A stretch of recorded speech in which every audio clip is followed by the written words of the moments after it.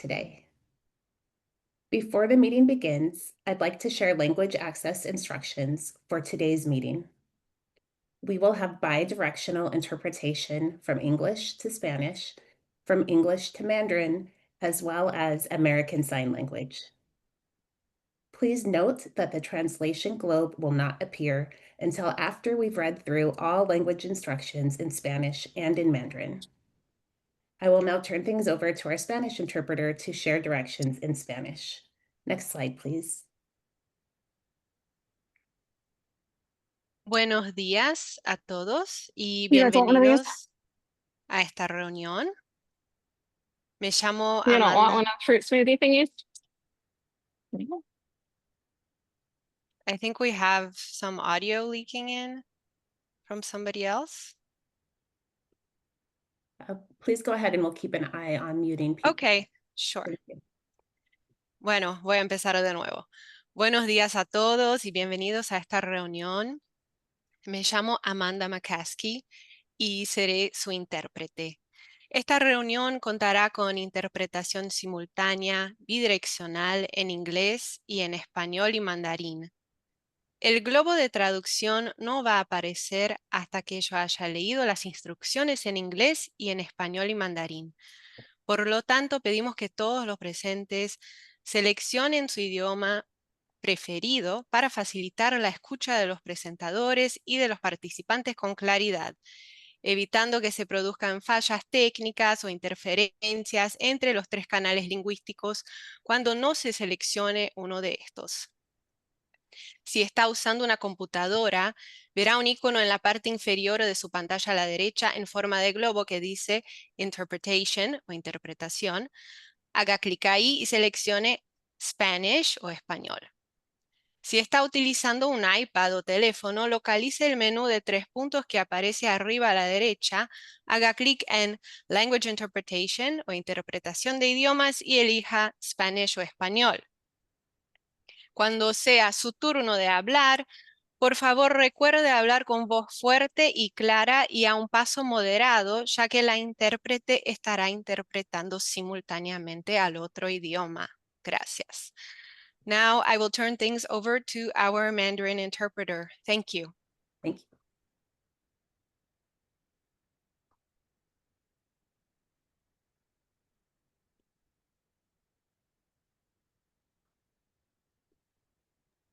I believe our Mandarin interpreter is muted. Sorry. Hi, here's the Mandarin announcement. 大家下午好，欢迎大家参加今天的会议。我叫 Gladys， 我是今天的口译员。那这次的会议呢，我们会提供英文、西班牙语还有普通话的双向同声传译服务。那在我们用英语、西班牙语还有普通话阅读完指示之前，那送上的翻译的地球图标呢是不会出现的。那因此呢，在所有指示讲完之后，我们请所有的参与者选择他们偏好的语言，以便你们可以清晰的听到演讲者还有这个参与者的发言，避免在这个3个语言频道中因为没有选择这个语言而引起一些技术的故障或者的干扰。如果你是使用电脑的话，请在屏幕的底部右侧找到一个地球形状的一个图标，上面会写着翻译，你可以点击它并且选择中文。如果你是使用 iPad 或者这个手机，请在右上找到3个点的这个菜单，点击语言翻译，然后选择中文。轮到你发言的时候，请记得要大声清晰的说话，并且保持适中的这个语速，以便口译员可以将你的发言同步翻译成其他的语言。I will now turn things back over to Wesed. Thank you so much. We are now launching interpretation. If you prefer to listen in English, you will need to use the globe icon or the 3-dot menu to select English. This will help avoid technical glitches and ensure that you hear any Spanish or Mandarin participant comments as they are translated into English. If you're on your laptop, please locate the icon shaped like a globe at the bottom of your screen. Select Language Interpretation and then select your preferred language. If you're on an iPad, phone, or similar device, locate the 3-dot menu on the right-hand corner of your screen. Select Language Interpretation symbol and then select your preferred language. A reminder to our presenters, our panelists, and to those offering public comment today. When you speak, please do so at a moderate pace because the interpreters have to listen while also interpreting everything you say. We are now ready to start the meeting. Next slide, please.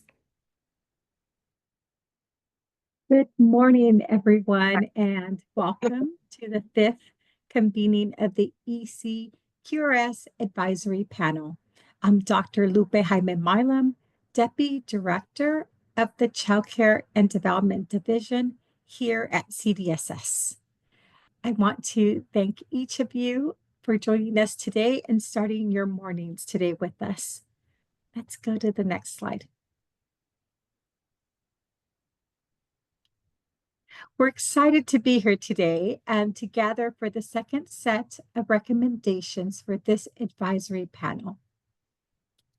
As the roadmap shows, we will be covering 2 equity indicator topics per month through November of 2025, when the recommendations will be gathered into the advisory panel's final report. I want to emphasize that the panel recommendations are not intended to be the end of the QRS/QRS revision process, but instead will be used to guide the next phase of this work.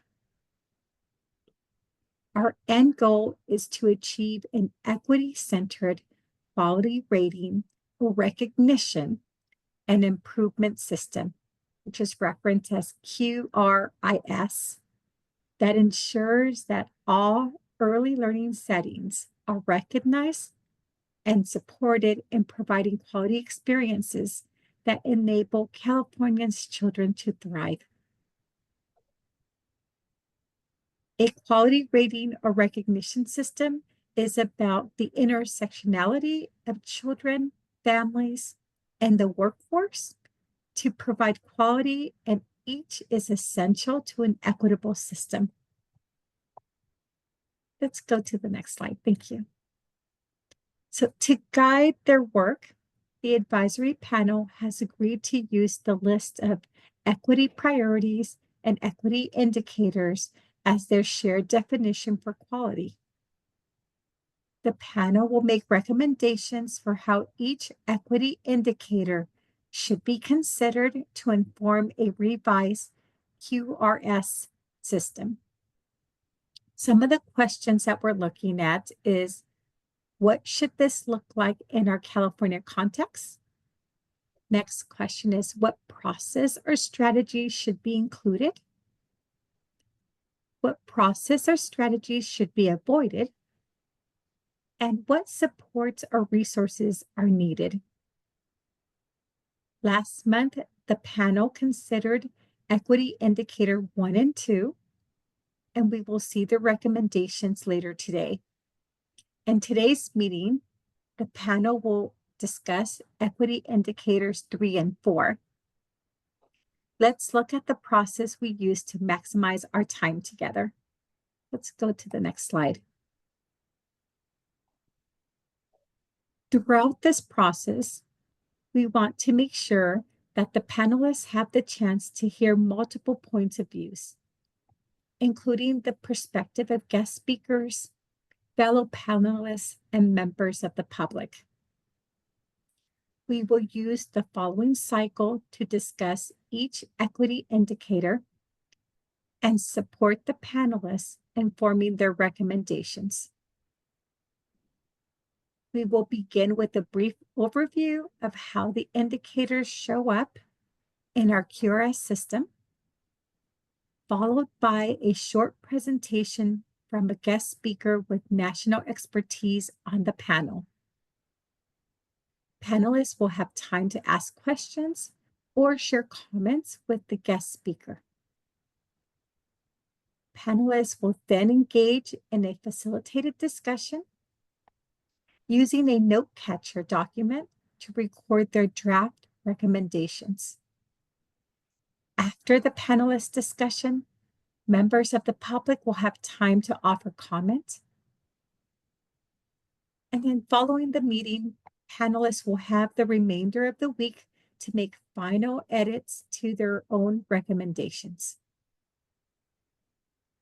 After we collect all the recommendation notes from the panelists, we will compile them, condense duplicates, and share them back with the panelists. Panelists will be asked to vote for each recommendation by marking I agree, or I am neutral, or I disagree.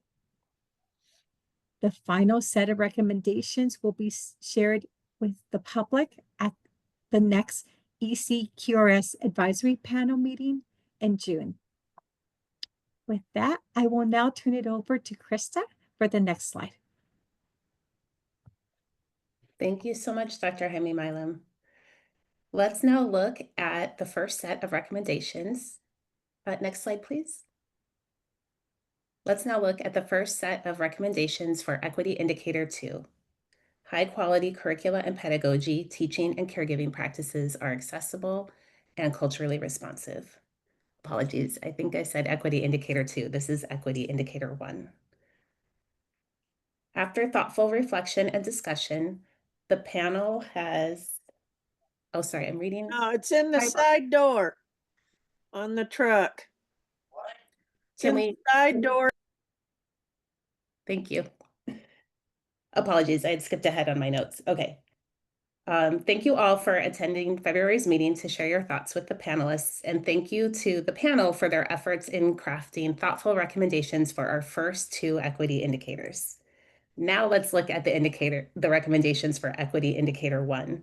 Global Environmental Quality Measurement explicitly addresses equitable experiences. We are excited to share the recommendations put forward by the panel. After thoughtful reflection and discussion, they have developed a set of 14 recommendations that you see here on your screen. The panel's final report will include this set of recommendations, and the report will be used to inform the next steps in the QRIS revision process. Next slide, please. Now we can look at Equity Indicator 2, high quality curricula and pedagogy, teaching and caregiving practices that are accessible and culturally responsive. After thoughtful reflection and discussion, the panel developed a set of 11 recommendations for Equity Indicator 2 that you see here on your screen. Again, the panel's final report will include this set of recommendations, and the report will be used to inform next steps in the QRIS revision process. I will now hand things over to Nadira Jones. Next slide, please. Good morning. Thank you, Krista. We are ready to launch the discussion and recommendations for the first equity indicator for today, early intervention and special education access, identification, and inclusion. In order to help set the context for this indicator, we have gathered some contextual information. Let's go to the next slide, please. The current California QRIS, Quality Counts California, also known as QCC, uses a quality continuum framework, formerly known as the matrix, to recognize quality, including how providers increase the quality of care for children with special needs. Providers are encouraged to support developmental milestone screenings, developmental observations and lesson planning, professional development, coaching, and training.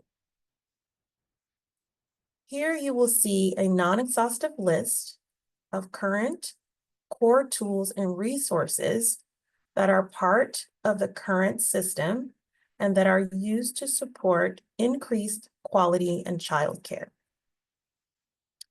Infant Early Childhood Mental Health Network, IECMHC, Beginning Together, Teaching Pyramid, California Infant and Toddler Learning and Development Foundations, and California Infant and Toddler Curriculum Framework, and the California Preschool Transitional Kindergarten Learning Foundations, and California Preschool Curriculum Framework. Ages and Stages Questionnaire, also known as ASQ. Providers using the Desired Results Developmental Profile, also known as DRDP. Individualized lesson plans by using observation data in tandem with individualized family service plans, IFSP, and individualized education plans, IEPs. The Quality Counts California Core Tools and Resources document contains links to the resources that support inclusion. A link to the current Quality Counts California Continuum Framework has been added to the chat. Panelists and members of the public, when you think about how early intervention and special education access, identification, and inclusion should be reflected in QRIS, we encourage you to think about not only what works and what isn't working in our current system, but to also imagine what could be. Let's go to the next slide, please. California is not alone in its work to re-envision its quality improvement system, also known as QIS. It is important to mention here that the areas other states are in the early stages of QIS revisions as well. Here is a high-level overview of what some other states are recognizing as quality as it relates to early intervention and special education access, identification, and inclusion. Programs that are creating inclusive environments by adapting classroom materials to ensure children with different abilities can engage in play and projects freely without limitations.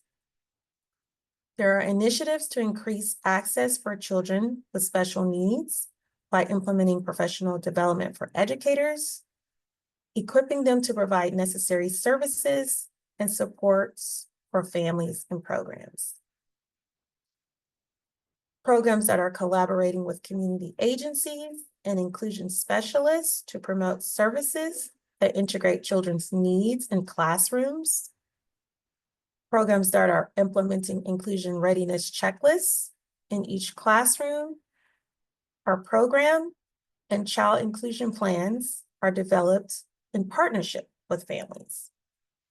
Programs that are incorporating individualized lesson planning and activities tailored for children with individualized family service plans, IFSP, or individualized education programs plans, IEP.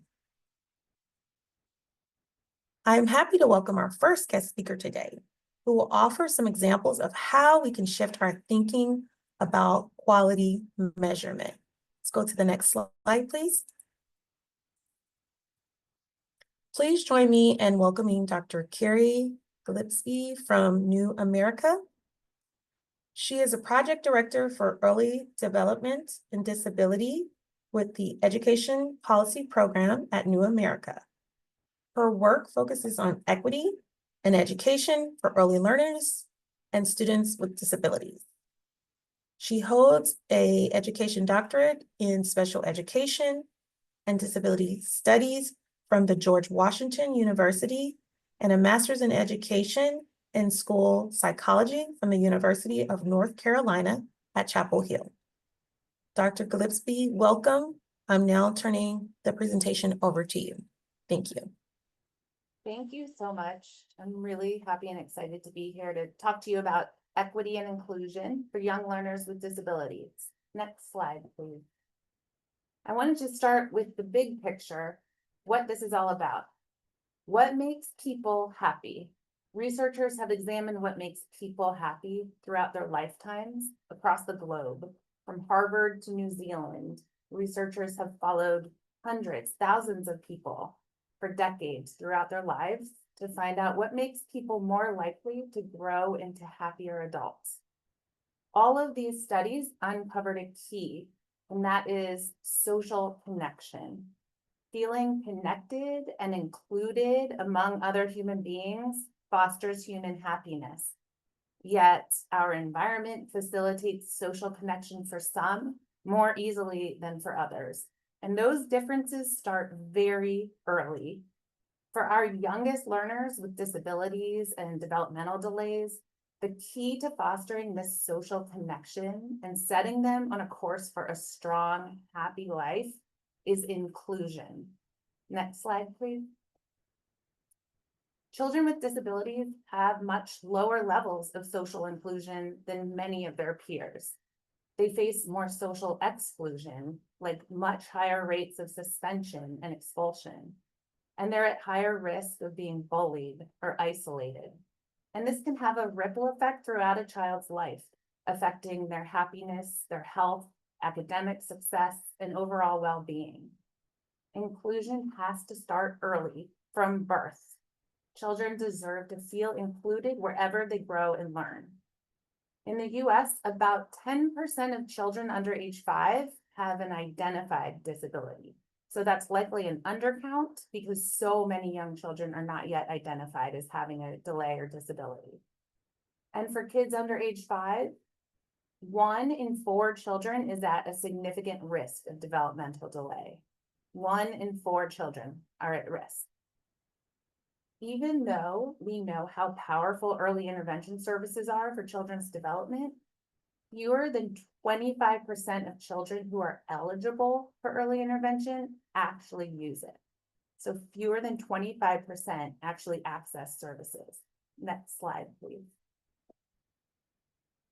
Bias influences the experiences of families of young kids with disabilities.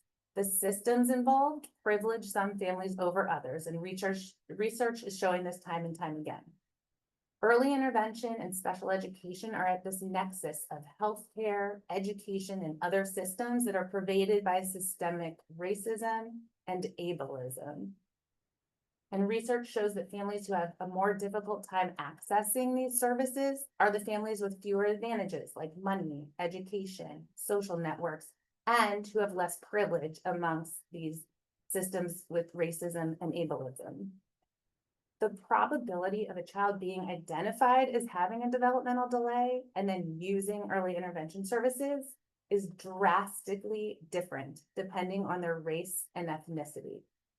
Children who are Black, Latino, Asian, or multilingual get diagnosed and connected to services significantly later than their peers, if at all. And with young children, every week or month or year of waiting is a long time developmentally. In fact, some studies across the country show that compared to their white peers with developmental delays, Black and Latino children with developmental delays are 78% less likely to have their need for early intervention services identified. 78% less likely. And when they do access services, families of color report more challenges and negative experiences, like difficulty finding out what services exist, enrolling, feeling that their concerns are being ignored or that professionals don't respect their cultural background and values. There are a lot of reasons for all this, and one is related to the workforce crisis in early childhood education, and that the workforce in early intervention and early childhood special education is predominantly white, female, and monolingual.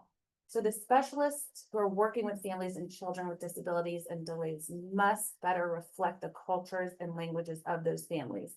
And all specialists have to have ongoing, robust training in working with families from all backgrounds in their communities, and this will help reduce bias.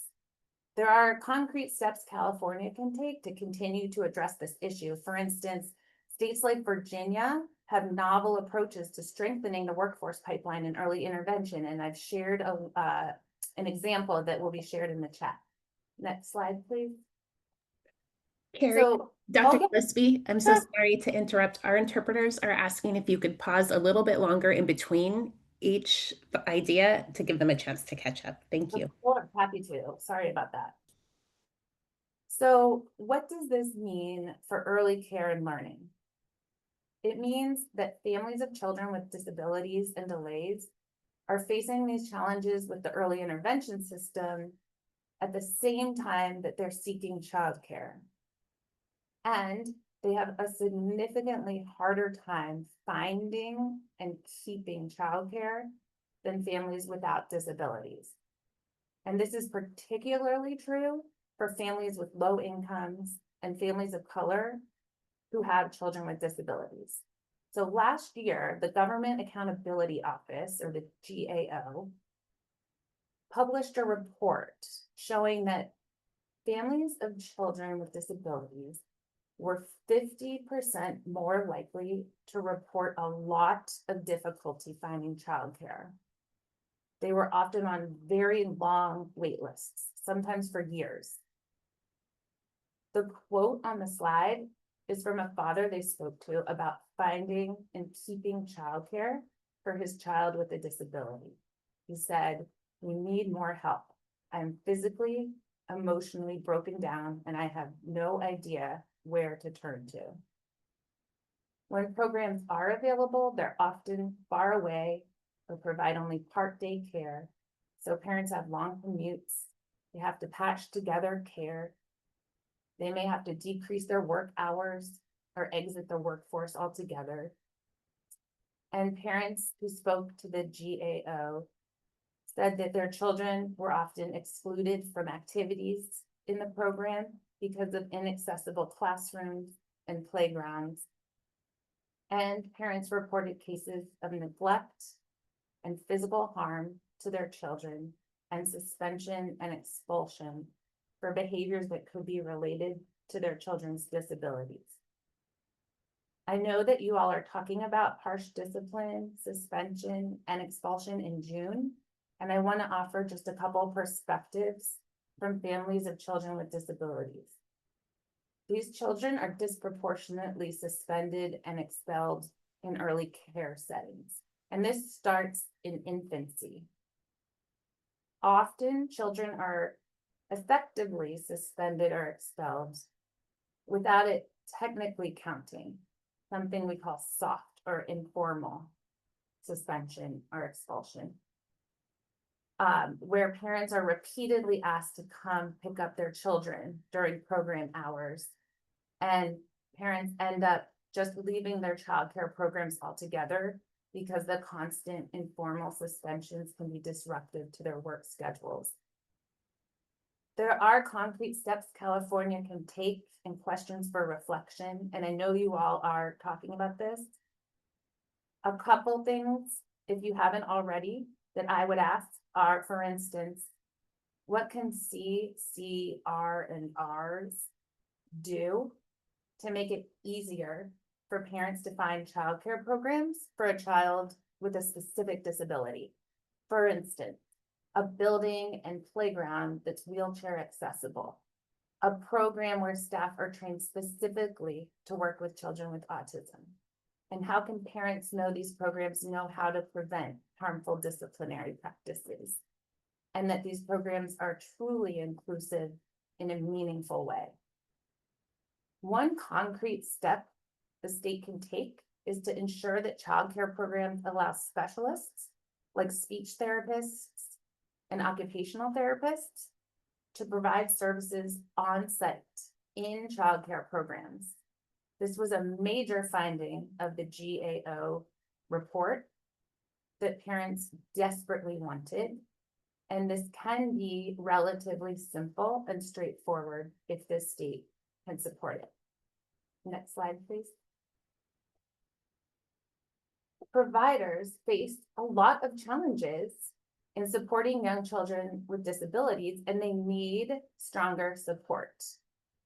In the GAO study, providers noted several resource constraints, like staffing shortage,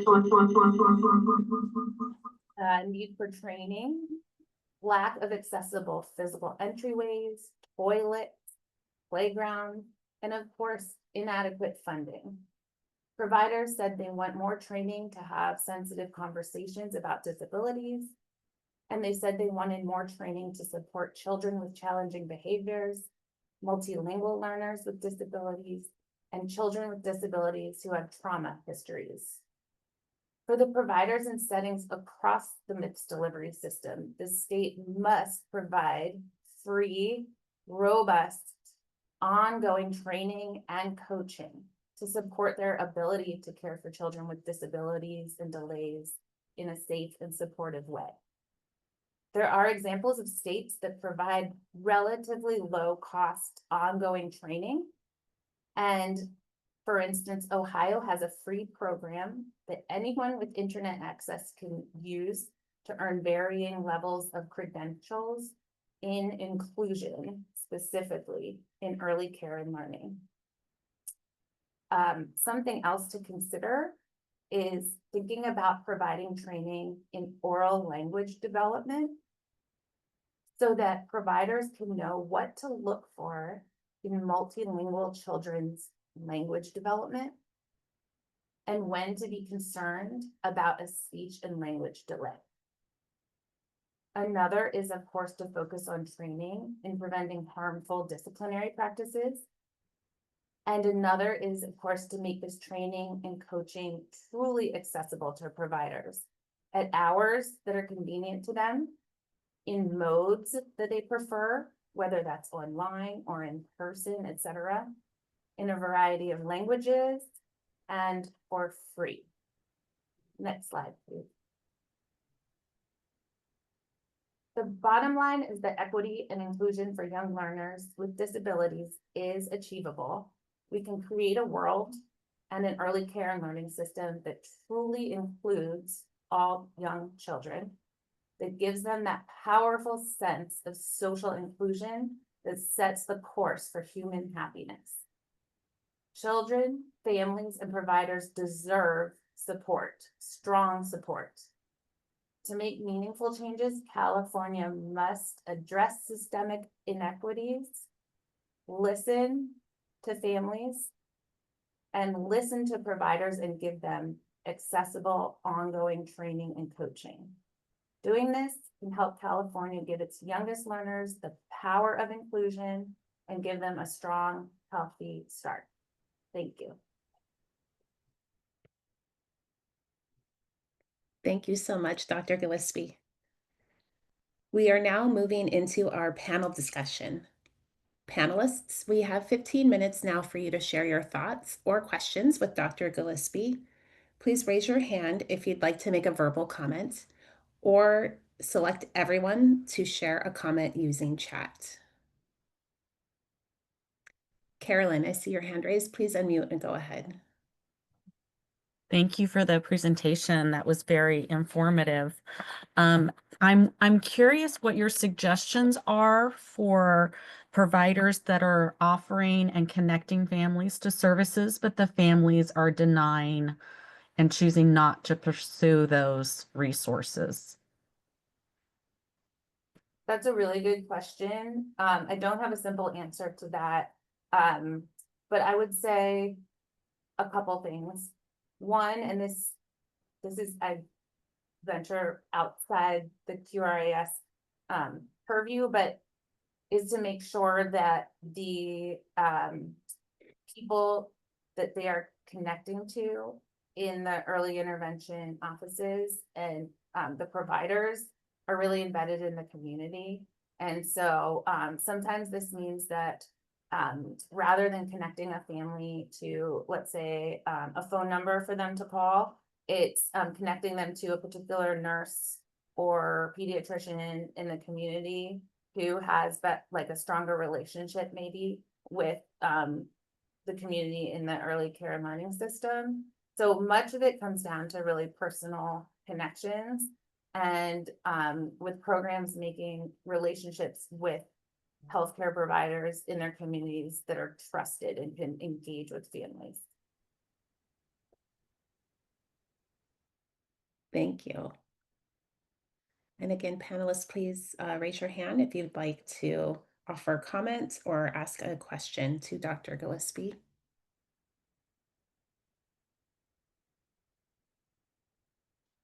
Alejandra, I see your hand raised. Please unmute and go ahead. Fantastic. Thank you. Yes, I agree. Absolutely fantastic presentation. I'm actually wearing my inclusion shirt, total coincidence. So I'm in Long Beach working and partnering with LA County, and I know we in LA County as well as Orange County have the Help Me Grow work collaborative, and just curious if you, one, have heard of it, and then two, if so, how has it supported connecting people to services from your perspective? And then if you haven't heard of it, I can share. I've heard of it, but I'm not familiar enough to Okay. say. But I'm also happy to follow up when I because I've certainly heard of it and seen presentations of that, but I'm happy to follow up with more.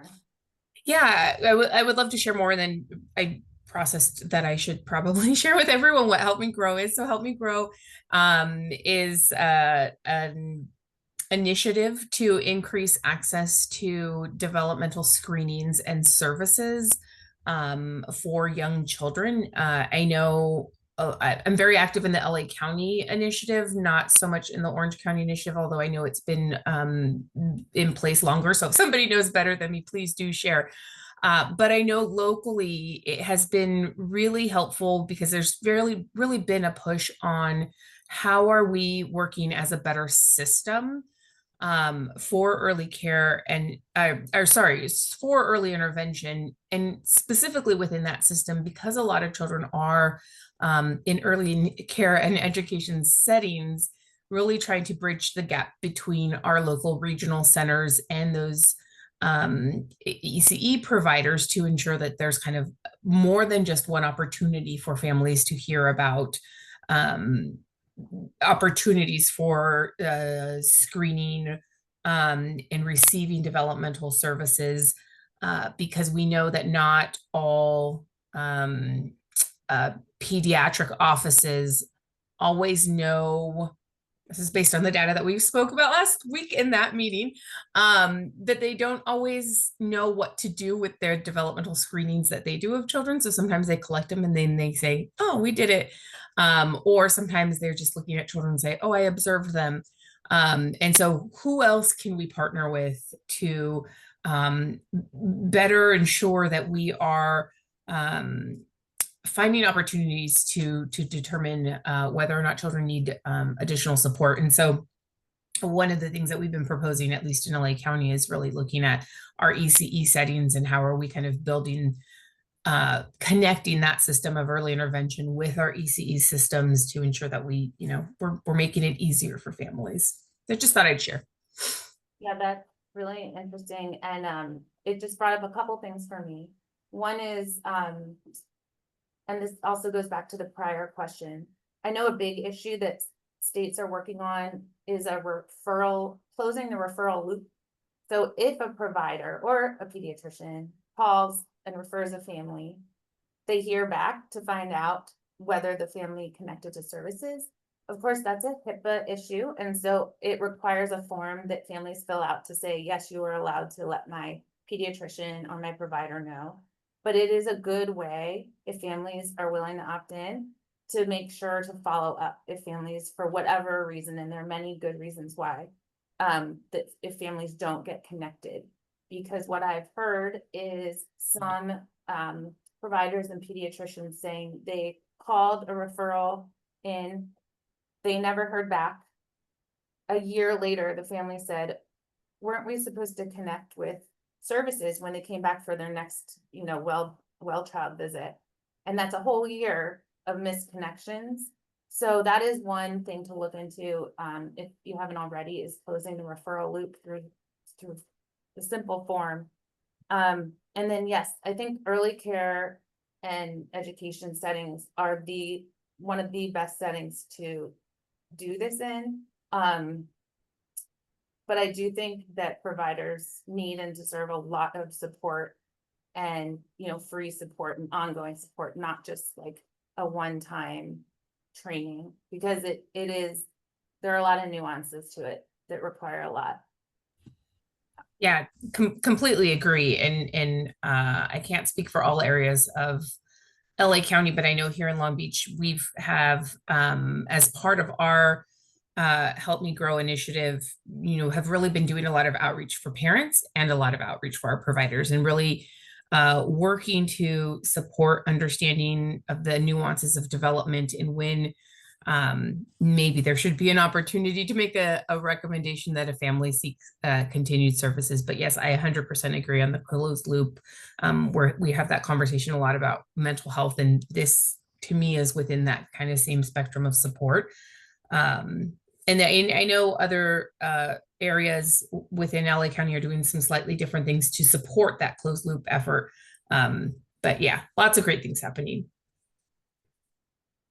Thank you so much, Alejandra. And, oh, I saw someone with a hand raised. You put your hand down. We'll come back. Carolyn, I see your hand up. Please unmute and go ahead. Yeah, I was curious, with regard to the comment or the statement about the workforce. I'm just curious what other efforts have been done to expand that workforce so that the early intervention team really represents the families we serve. Yeah, so one effort I've seen in Virginia, and we have a description of it in the chat if you want more details. I think it's the last link that was put in the chat. It's an effort where universities across Virginia have come together in a consortium specifically focused on strengthening and diversifying the pipeline of early interventionists. So it's very deliberate, everything from the students they're recruiting to the supports they're providing the students to the curricula in the classes, making them more specifically towards early intervention, because a lot of times in higher ed programs, even if you're in an early childhood special ed type of program, there isn't as much emphasis on infants and toddlers. So making an effort to really galvanize this workforce in area. So that's one thing that I think is very, very effective. And I'd be happy to put you all in touch with the folks in Virginia doing that if that's helpful. And then there are really good grow your own opportunities where people who are already working in early care and learning settings, if they're interested in becoming specialists, looking for opportunities there from people who already live in and are from those communities and who speak other languages other than English. Grow your own opportunities can be really good too. But I can also follow up and provide other examples that might be helpful. I appreciate that. I think the other piece of it, at least from my perspective, has been the retention of staff so that we get them trained and we get them into the early learning environments or early education, early childhood, whatever the setting is, and then they don't necessarily stay. So there's that piece. And then just quick note on Help Me Grow. It actually started in Connecticut. Was where the first one was, and then Orange County was an early adapter. So there's a lot of good things going on. Very cool. And that reminds me, in terms of retention, one of the same researchers and faculty members in Virginia who's doing that consortium studies the well-being of early interventionists and early childhood special educators. So I can put it in the chat today, but we have a piece all about that links to some of her research about what exactly is needed to keep people in the workforce. I mean, they're still trying to figure it out, but what she's uncovered so far in her research. And I don't want to monopolize it because I think somebody else had their hand raised, but I think that piece is really important. And as we look at that inclusion piece, I know that some of our staff in different programs that I'm affiliated with feel at a loss for how to support children. I think more specifically to the challenging behavior due to the unpredictability that sometimes comes with that. And then also just feeling like they're at risk for being injured by children that might be more physically aggressive. The common theme that I've heard from other providers has been that they feel very comfortable if it's a medical condition, that's something that's more, they've got a plan, they understand, and they can either be available to help in those specific instances. I think it's the unpredictability of the behavior and how to support that and take care of themselves too. So I appreciate that. Yeah, and to that I would offer a couple things. One is, and I know many providers know this, and this is a capacity issue, absolutely, but when there are challenging behaviors, the public school system should provide a school psychologist or another specialist who can visit the site. So this is what I used to do in Massachusetts. I would visit various preschools or Head Starts or other early care and learning settings as a school psychologist, because legally I was required to, if someone made a request in any setting, and do, conduct observations and assessments and come up with a behavioral plan. Now, I know this is a question of capacity and that does not always happen, but children and families are entitled to that. And that's something that should be free, that providers should be able to take advantage of, to help them come up with some insights into what might be going on with a challenging behavior, how to eliminate it, how to replace it with the positive behavior. That's one thing. And then another thing is just the training aspect. Disability, of course, is so diverse. There's so much complexity and nuance to what is a disability or delay. And sometimes I think trainings can focus in on certain parts and leave out others. And it makes sense because there's so much to it. And I don't know specifically the training that's involved in California, but I would just say to take a look carefully at the training covering the breadth of disability and its connection to behavior. It looked like you all mentioned earlier some sort of pyramid model, but I didn't know if that was the same as the national pyramid model, which is a behavioral. Is that okay? So that's good. I'm glad you all are connected to that. But yeah, so it's tricky. It's very tricky. Thank you for that. And I'm gonna call out Rachel's comment from the chat as our last question before we move into the panelist discussion for recommendations. So Rachel had asked, how are other states having inclusion services come into programs to provide services on site, specifically thinking about family childcare settings? Yeah, there's a few different things. So I mentioned Ohio, which isn't anyone coming in to the program, but is this broad training program that anyone can use. Grandparents are even using it to better play with and support their grandkids with disabilities. So there's that kind of universal approach where anyone can access this and get credentialed in inclusion. But in terms of actually coming into classrooms, that can look, or programs that can look a few different ways. Like I described, for myself as a school psychologist, I would come into public and non-public settings, early care and learning settings, and even children's homes as someone who worked for the public school system to observe children's behaviors, but also to provide consultation to providers and teachers on how they might increase their inclusive practices. That's going to depend, of course, on your school district or your area and whether they're staffed to do that. But theoretically, that's part of IDEA. That's part of the Individuals with Disabilities Education Act, is to provide that service from the public school system to anywhere the children with disabilities under age 5, whether that is in a public school or at home or in a childcare setting. All children and families are entitled to those specialists. And ideally, programs can allow specialists to come in to the setting, like speech pathologists, like physical therapists, occupational therapists can come in. So for instance, at my son's childcare, there's a speech pathologist who knocks on the door twice a week and is let in for an hour to work with one of the kids and then leaves. That is huge, huge for inclusion for many reasons.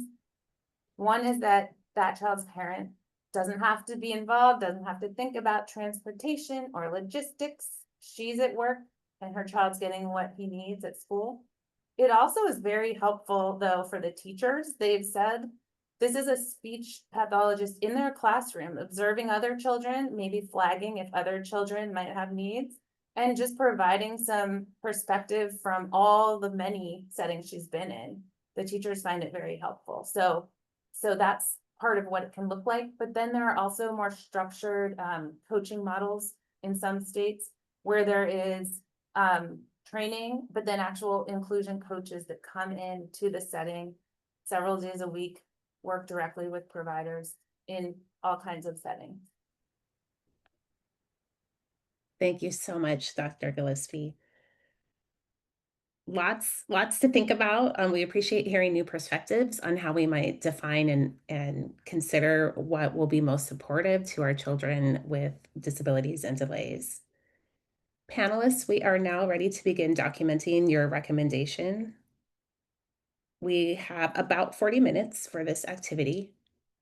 In this discussion, each of you will have an opportunity to hear from others in your group and express your own ideas. The intention is that the discussion is generative and lively, with participants building upon and, if necessary, respectfully challenging ideas. We want the benefit of your deep, dynamic thinking. It's not necessary for us to reach a consensus today, as all input will be considered. To maximize our time, we have prepared a note catcher document to aid you in submitting your recommendations in writing. Panelists, we previously shared access to the note catcher document with you. If you have any difficulty accessing your note catcher, please just drop us a comment in chat and we will support you. As we discuss each equity priority, you can add your recommendations to your note catcher in the row with your name. Or you might prefer to just listen and partake in our conversation today and add your recommendations to the note catcher after the meeting. That would be just fine, as you have 1 week following today's meeting to finalize your recommendations. Next slide, please. Let's get started with discussing recommendations for Equity Indicator 3. The full definition of this indicator is: when defining quality, elevate the need for children with identified or suspected disabilities to receive inclusive instruction rather than placement in separate, self-contained classrooms. Inclusive learning environments ensure access to all materials and activities for all children. Also consider how families are involved as partners in determining their child's needs, and ensure all families are supported in accessing and navigating early and special education interventions, individualized education program meetings, and other important meetings. To frame our discussion, we will be focusing on each of our 4 equity priorities one at a time. As a reminder, we are asking you to be thoughtful in making recommendations that are actionable. That is, they communicate what you do want rather than what you don't. We have about 9 minutes for each equity priority. Next slide, please. The first up is all providers are recognized for their strengths and specific regulatory health and safety requirements. We've offered guiding questions. How should providers be recognized for how they support children with special needs? And consider what this looks like in terms of quality, how we should recognize it. And the follow-up guiding question is: aside from funding, what supports or options are needed for providers to support children with special needs? At this time, we are opening to panelist discussion. Panelists, please raise your hand if you would like to offer verbal comments, or you can offer comment in the chat using the direct it to everyone, please, so members of the public can also see.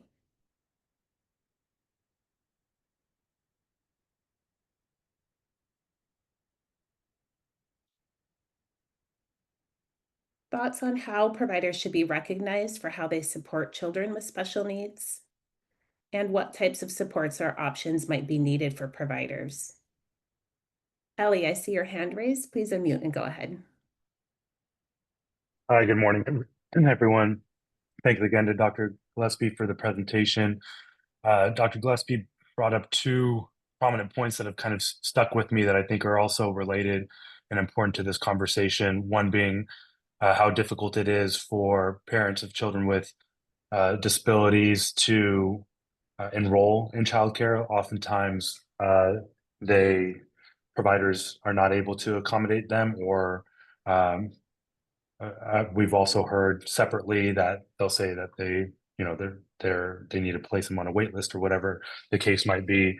And so providers who are willing to take the step to be an inclusive provider, I think, need to be recognized as such a program, that they are willing to accept all students. But at the same time, and speaking with several providers, they need the support to be able to do it as well. And it seems like that support can come prior to enrollment as well. So if their provider has an opportunity to step up and be considered an inclusive provider, there can be support with the environment. There can be support with meetings with specialists to prepare them, with coaches to prepare them prior to the enrollment actually taking place. That's just one consideration.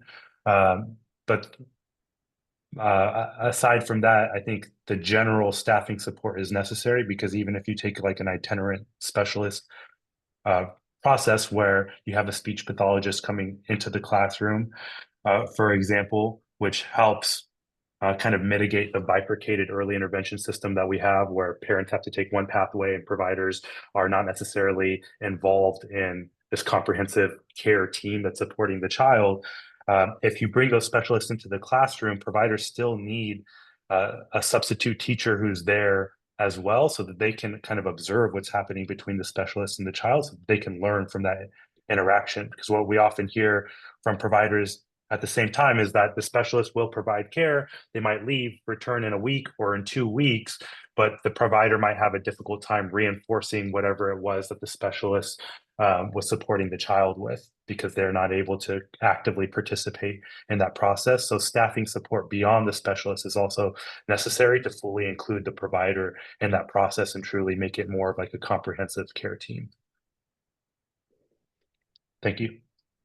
Thank you, Eli. And we're seeing that your comments are really resonating with other panelists and the public. Lots of support being offered there. I want to elevate a couple comments that panelists have offered in chat. So Roxana Flores is suggesting professional development opportunities for providers, free access to specialized training, conferences, advanced certification to reward their commitment and achievement. She also suggests financial incentives for childcare providers, offer bonuses and stipends for supporting children with special needs. As workloads and resources increase, providers may need more assistance to help families and children with special needs. Providing more care entails additional expenses and costs. Specialized assistants require fair wage, which increases the cost of maintaining the business. And scrolling back, Isela had offered a comment as well. While providers are committed to inclusive practices and early identification through tools like ASQ and coaching supports, the ongoing lack of capacity to serve all children referred for assessment and evaluation to receive services is a significant barrier. It not only hinders progress, but also discourages providers who are doing the foundational work, only to see families face delays or experience limited follow-up. We must acknowledge that identification is only the first step. Without system capacity to deliver timely evaluations and services, we risk eroding trust and momentum in the very practices we aim to strengthen. All right, and we have time for one more comment on this one. Carolyn, please unmute and go ahead. So a couple quick things. One, I think one of the challenges our providers are facing is maintaining ratio during the time that they're assisting a child. And so while we're trying to provide that direct support for a child needing additional, whether it's behavior or medical service or anything like that, it's really difficult to maintain those licensed requirements for supervision at all times when you're trying to provide that one-to-one. support. I think the consultation piece that Eli mentioned is so important, and being able to have that as an ongoing resource for providers, not just at the beginning when the child is enrolled, but also during the course of their enrollment as needed. I think it really requires a lot of trust on behalf of the family to partner with their provider and disclose the information. I think that some people have shared with me that I think parents don't always understand that maybe the behaviors are outside of a typical behavior, and that we might be the first point of contact in understanding that. So that can be difficult, but really being able to say, that disclosure is there so we can partner from the beginning. And I certainly understand that requires trust and confidence and all sorts of other elements in the relationship building piece. And then I think the other piece that would be really helpful is understanding what data to be collected.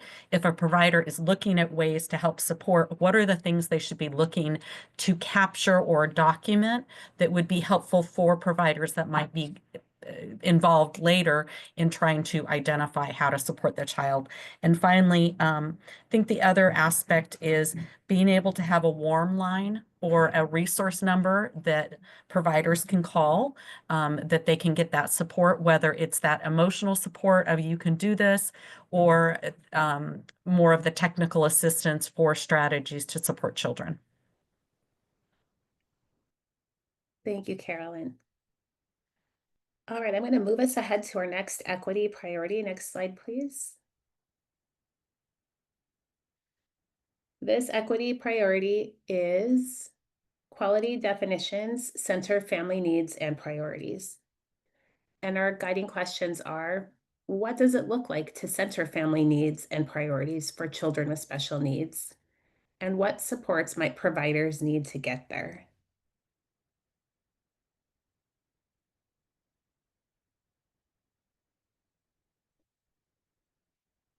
And I know we've heard lots of great comments from our panelists around thinking about, from the provider perspective, all the things that go into staffing, training, being ready to really provide support for children.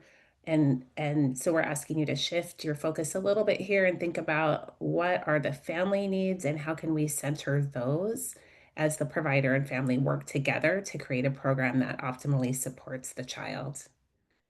And I see Eli added a note in chat. We have heard that providers in regional centers have separate conversations with caregivers and occasionally provide conflicting information, reinforcing the need for a more comprehensive care team. So really thinking about efforts to increase coordination. Carolyn, I see your hand raised. Please go ahead. Can you just clarify in the word center family needs, are you talking about focusing? Yes. Is that okay? Thank you. Focusing on family needs regardless of setting. So center-based family, child care, family, friend, and neighbor. Thank you for that clarification.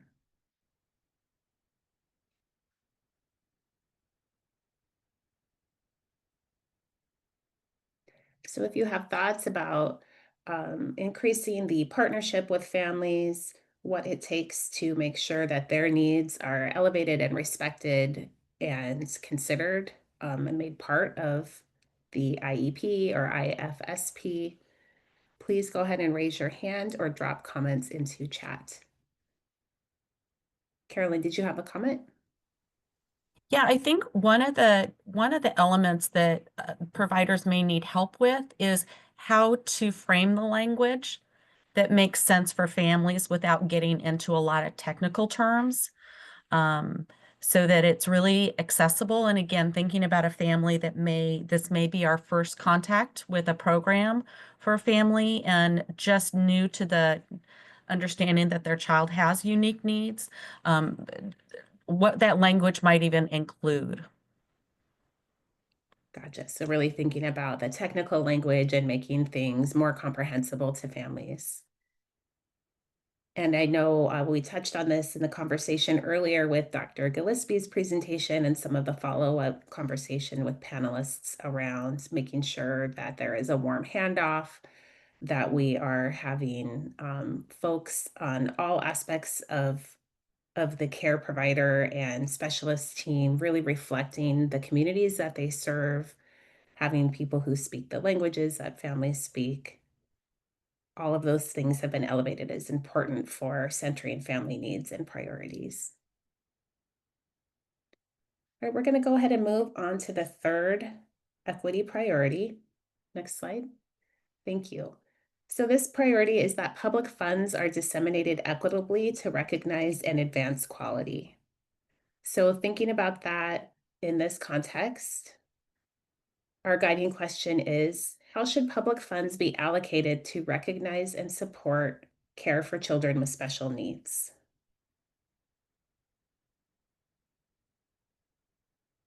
And we've heard, I think, a couple comments that are related to funding for specific projects. So this would be an opportunity to elevate if there were funds, additional funds, or reallocated funds, what kinds of things would be helpful to support the system, to support care providers and families in providing care for children with special needs.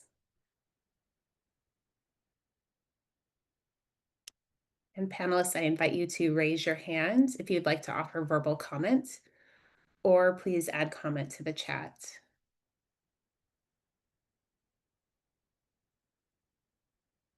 Thank you. I see Roxana has offered public funds should be allocated based on the needs of the community, family, and child care providers and schools.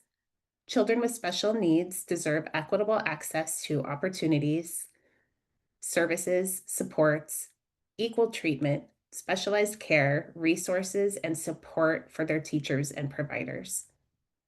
State and local districts should allocate financial resources based on the severity and type of disability rather than setting fixed rates, since the more severe the case, the more specialized the care, and the more qualified the staff that are needed to be hired. Public funding should cover programs that provide direct assistance to families, such as training for parents, since they will be the ones who live with the child with special needs throughout their life. Funding can provide support for certified teachers and providers and mental health services for family members, providers, and teachers. Thank you so much, Roxana.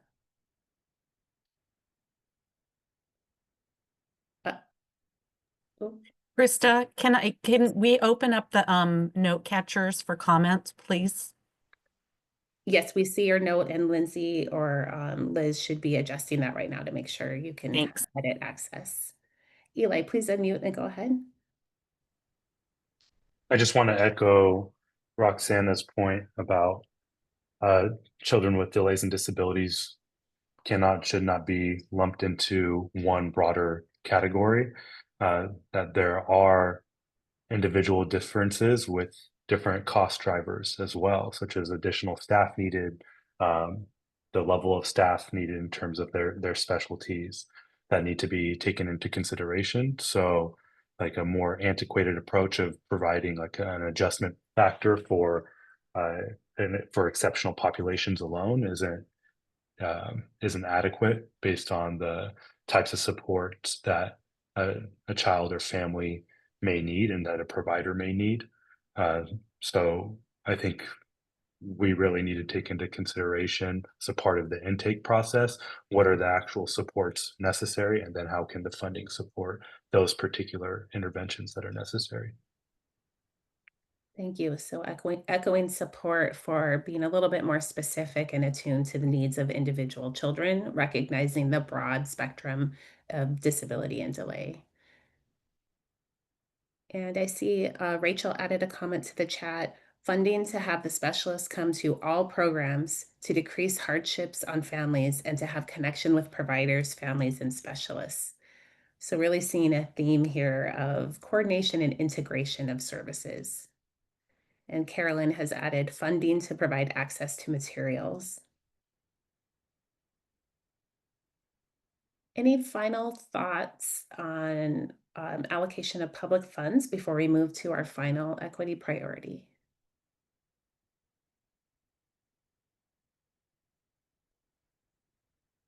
All right, next slide, please. Our last equity priority on this topic is Racial equity approaches and strategies are embedded across all indicators. Given that this is the overarching focus of our work, are there any additional racial equity approaches that should be considered for this indicator? And I see Isela has added to chat, supporting flexible and accessible services. Public funds can be used to create flexible service delivery models, such as offering virtual meetings or providing translation services, making it easier for families from diverse backgrounds and communities to participate meaningfully in decision-making. She also adds community engagement and outreach, allocate funds to community-based organizations that can help foster stronger partnerships with families, particularly those from underserved communities, ensuring that all families have equitable access to the support and services they need. By ensuring adequate funding for these initiatives, public funds can create a system where families are recognized as essential partners in their child's care, ultimately leading to better outcomes for children with special needs.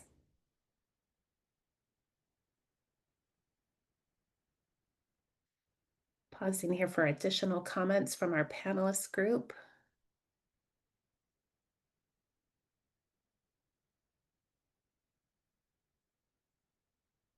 As you consider racial equity approaches, are there any additional approaches that should be considered for this indicator? And thinking back to Dr. Gillespie's presentation that kicked us off with those statistics about the disproportionality of children of color who have disabilities and delays who often go underdiagnosed or undiagnosed.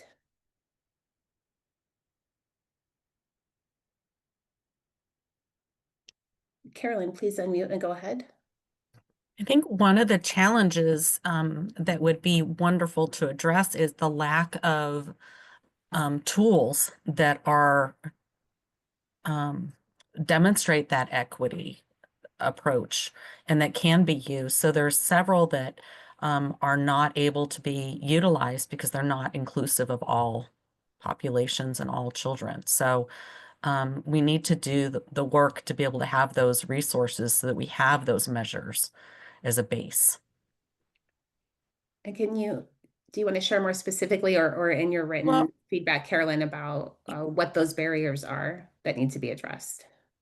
Sure. Well, and just very briefly, the point that a lot of times during the IEP process, there are assessment tools that are not able to be utilized for children of color because the nature of them are based on more of a white Caucasian profile.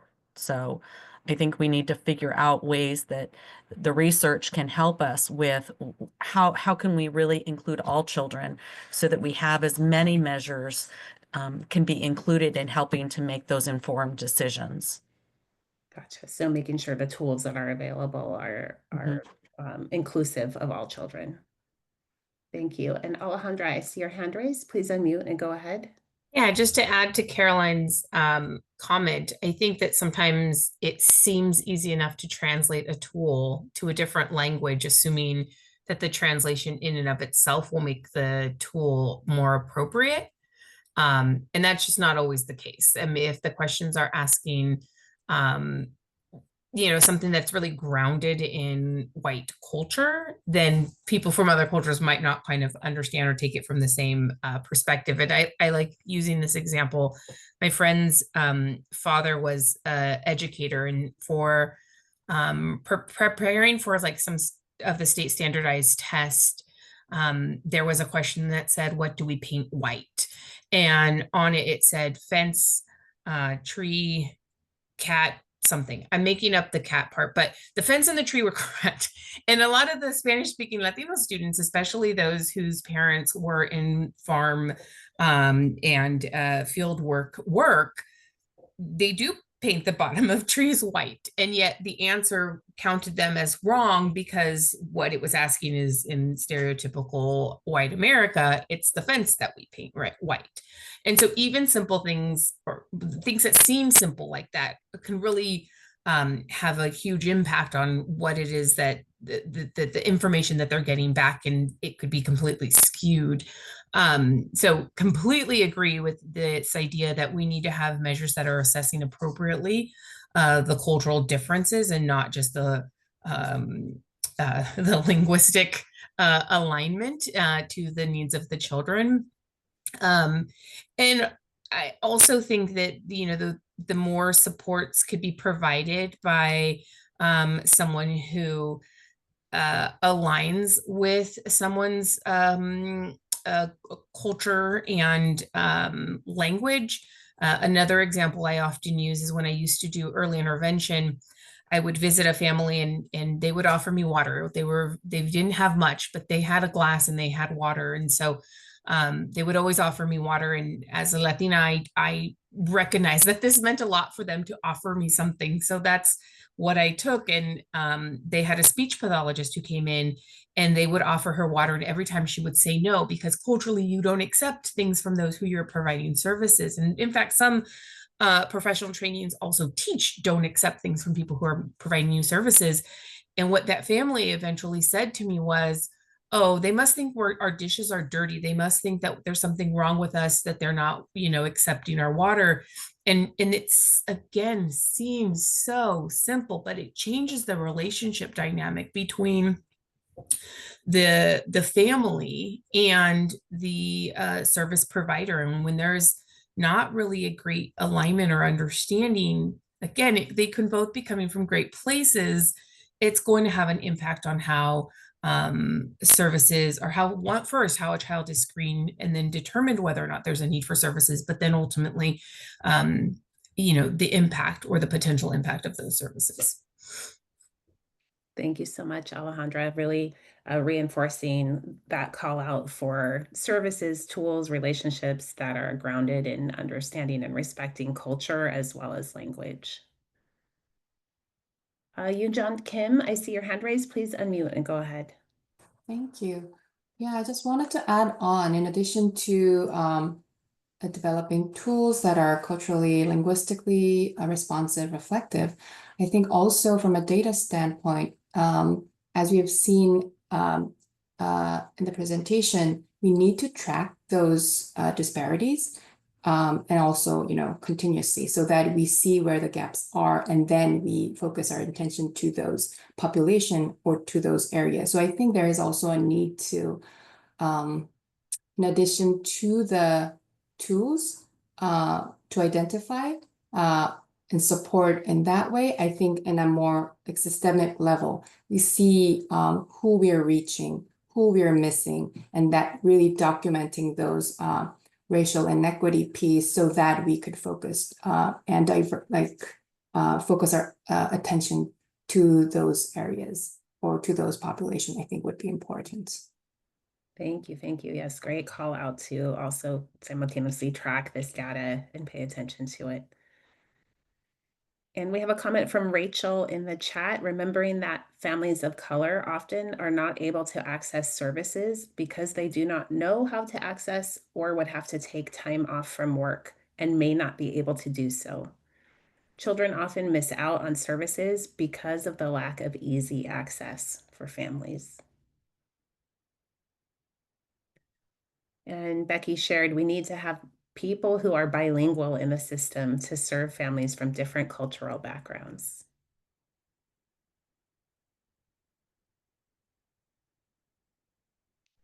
Any final thoughts from our panelists before we move to public comments?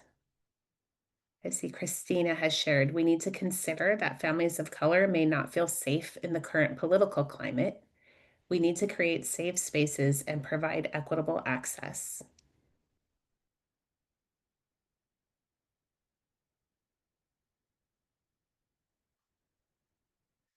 All right, thank you so much, panelists, for that robust discussion. Again, please do include everything in your note catcher that you may have shared in chat or you may have shared verbally, because we will be using that note catcher document to pull your comments to synthesize those recommendations. So appreciate everything that you shared during the meeting, and please make sure it gets captured in your note catcher document. And with that, we will move ahead to public comments. I will now turn things over to my colleague, George. Next slide, please. Thank you, Krista. Members of the public, you have heard from Dr. Gillespie and now from the panel. We would now like to hear from you next. What are your thoughts about how a revised QRIS could best support early intervention and special education access, identification, and inclusion? We are now opening for verbal public comment and for public comment using chat. We have about 10 minutes, so we ask the public please consolidate their thinking to one verbal or public comment. We'll be using a 2-minute timer for public comments. If you should run out of time, you may continue your comment in the chat and it will be recorded. Please remember to speak slowly and clearly for our interpreters. Members of the public, if you would like to make a public comment, please use the raise hand feature at this time, and I will call on you and invite you to unmute.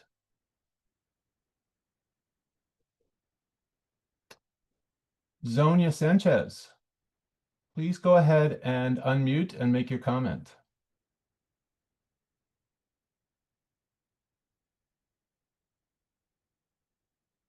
Zonia?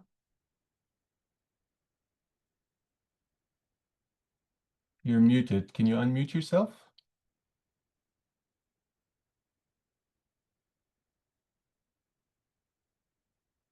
Okay, it looks like Zonia might be having some trouble, so we'll go on to Deborah.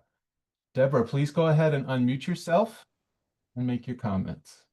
Thank you so much. Good morning, everyone. This was so much, and I appreciate that. So I just want to use my 2 minutes to get this out really quick.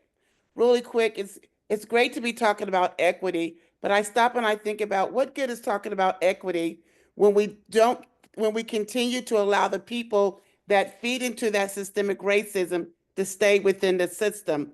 Dr. Gillespie, great information you provided, but I have another question.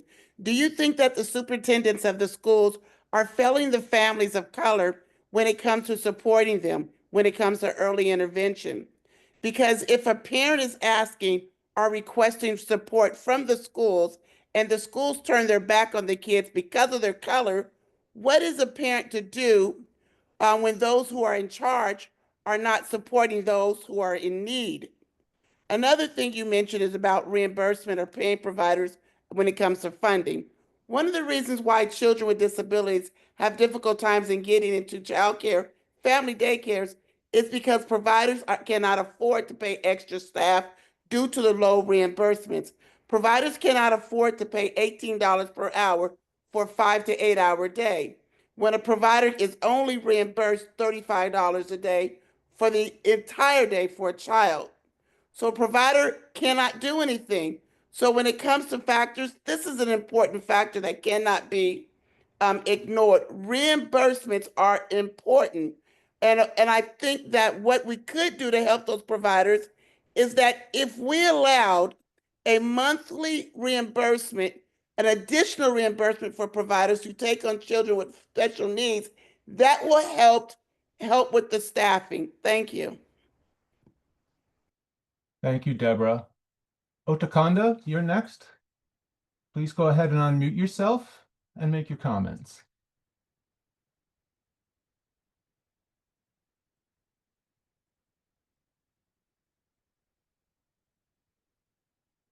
Otakonda, are you there? Yes, I'm here. I'm sorry. Yeah, I was writing on the chat. Somebody had to be watching the technology because I had been following and I wanted to put comment. I was disabled the whole time. So I was asking one of my friends to let you know that I'm disabled, you cannot write a comment. And secondly, is that this inclusion that we are talking about children that we all served in all the community. how in the world that some places can implement some stuff, some district and or county, and some are not. This is supposed to be across the border. If we are talking about California, it's from Los Angeles all the way to the border of Oregon. So we cannot say Orange County is doing something, this one is doing something. It's not good. The school system to be supposed to be uniform, and also the school district, they're supposed to, have those meeting and implementing it. I live in Santa Clara County. It's one of the second largest county in the state. We don't have none of this program, and the people want to be trained for all those things that you are talking about. We have a fashion that's supposed to be involved. They are non-existent. They don't come on the table. We have been calling for years for fashion to come so we can say we can work together. We are talking about equity. There is no equity. In the system, there is oppression. There's systematic oppression. It's like there's some people that are privileged and some that are not. And this had to stop. We have those kids here everywhere. They are not only in Orange County or where the white people live or where the Latino live. They are across the border, and they didn't choose to be born with disability. They didn't. So we had to learn how to the equity and the whatever. It's a systematic ratio that we are seeing here and in the 21st century. Thank you, Ontkanda. And just to know, your chat did come through, and the chat feature is only open to the public during the public comment period. Dr. Veronica, you are next. Please go ahead and unmute yourself and make your comments. All right. Good morning, and thank you for all the really helpful tools that you shared today. But obviously, there are ways that it's not reaching other people. So I guess that can be improved on. My comment is that we have a conundrum, and that's that people are confused about how to sometimes deal with children with special ed so they don't break licensing regulations. So I think there needs to be a focus on what to do. They're afraid if you try to help the child not run away, you have to somehow physically hold the child. So there's a real confusion on how to physically deal with children when they are endangering themselves, endangering the adults, endangering other children, without getting in trouble with licensing that you're restraining the child. So there needs to be a focused training on how to deal with that. And I think licensing needs to be involved on how, centers, caregivers can deal with the children without feeling like you're breaking the laws. So that's my focus today. The second is that we need shadows who are experienced. A lot of shadows come and they leave because they don't know what to do. So there needs to be some focus on when we really provide shadows that we begin to look at how we do offer trainings for shadows, again, around the same premise of physically, how do you handle it so it's not looked upon as restraining the child. Thank you so much for this opportunity today. Thank you. Thank you, Veronica. Just a note, so that people are aware, you may see some chats in the chat feature. Those are panelists. Panelists are allowed to publicly chat to the public throughout the presentation. So that's why you see chats from some people during other parts of our webinar. Brenda Jacobson, please go ahead and unmute and make your comments. Good morning. I would like to say that since being a part of the QRIS as a private provider and utilizing tools like the ASQ, it has been extremely helpful and supportive to have our families be able to start to receive services. In the last probably 8 years, I've been able to support more families to be able to receive services, whether it be speech or something more. I have enjoyed being able to work with my friends with different abilities because not only do I believe it's helped us as educators more, I also believe that it has helped the children that we serve become more inclusive also. My current concern is that I serve children 6 weeks through 5 years. So my children under 3 years are receiving services from the regional centers, but once they hit 3 years old, they have to go to the school districts. So as it was discussed earlier, to bring the speech pathologists or the OTs or the PTs into the centers, we do that for our children 0 to 3. But once they hit 3 years old, they have to go to the school districts to receive those services. So parents have to take the time off, and it interrupts them. And at some point, they actually have to leave our center because they won't get the services unless they enroll in the school district's pre-K. And so as we're trying to develop relationships and trust and accountability with parents, it's broken very quickly, sometime between the age of 3 and 4, because they can't stay in our center anymore after we've worked so hard with these families for so long. So I would just like to maybe see if there can be something that if they're receiving services, they can continue to receive services at the school they are currently attending. Thank you, Brenda. Lily Marquez, please go ahead and unmute yourself and make your comments.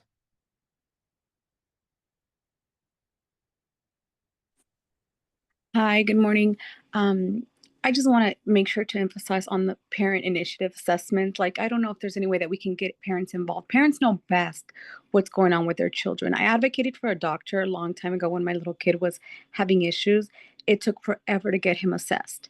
Then I was sent to the regional center. It took forever for them to reach out to me. My kid aged out. So then I had to go through the school district. I wasted years getting him services, clearly things that I know that he needed, which while early intervention is key, it doesn't really happen like that. And families struggle to navigate that process. So early assessments, yes, it's important, but I think that we need to have that easier navigation system for families to access it. Limited funding, we know education is key, capacity is a problem, lack of training is also an issue, but these kids with special needs are getting left behind. And some of them, we have no idea to kind of get them, they're struggling already. So we need to make sure that our policies are in place to bring awareness, advocate, and create funding for this group of kids that need to be able to be guided and be seen and be helped to start it, continuing with their education, because they're all a lot left behind. We need diversity and inclusive and accessibility for all of our families and our kids. So thank you. Thank you, Lily. Serena, please go ahead and unmute and make your comments. Hi, thank you so much for this opportunity to speak, for the public to speak. I really appreciate all of the panelists' comments in the chat and on this call, including Dr. Gillespie's comments about her child that receives speech services on site at the child care program. I think that's the vision in the model that we're hoping to see. And I think my question is for the panelists about where in these recommendations is the system change necessary to incorporate that. So as Brenda really eloquently stated, they can receive services on childcare programs until they turn 3, and then school districts are telling families that they can no longer receive services at the preschool programs and have to go into the TK or K district-run programs. That really removes parent choice. And if we're talking about equity and what is best for children and families, it doesn't seem like that is a rule rooted in what's best for children and families, and seems pretty, I dare I say, obvious to me that that's the first thing that needs to be changed. So I want to know, I know you're probably not going to answer this, but I hope you take that back, like just which of these recommendations are really going to make systems changes that allows the programs to really be less siloed. Some of it is communication between the general child care CDSS programs and the California Department of Education funded programs. And some of them is between those programs and the TK through 12 system. Because as we all know, I'm speaking, children are not in a vacuum. They live it's zero. You need from birth until they move into the school districts, there should be a system of support. And the way the system is set up, it is so siloed, it is impossible for families and providers to follow. Thank you so much. Thank you, Serena. We have time for one more comment today. I'm sorry, there are a few people waiting. We will not be able to get to you, so I encourage you at this time to put your comments in the chat. We're going to finish it off with Diana Granado. So Marcella, Deborah, and Zonia, if you could put your comments in the chat. Diana, please go ahead and unmute and make your comments.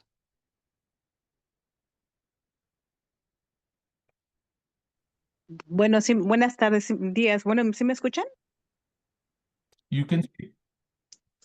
Sí, sí, quiero saber que sí me escuchan.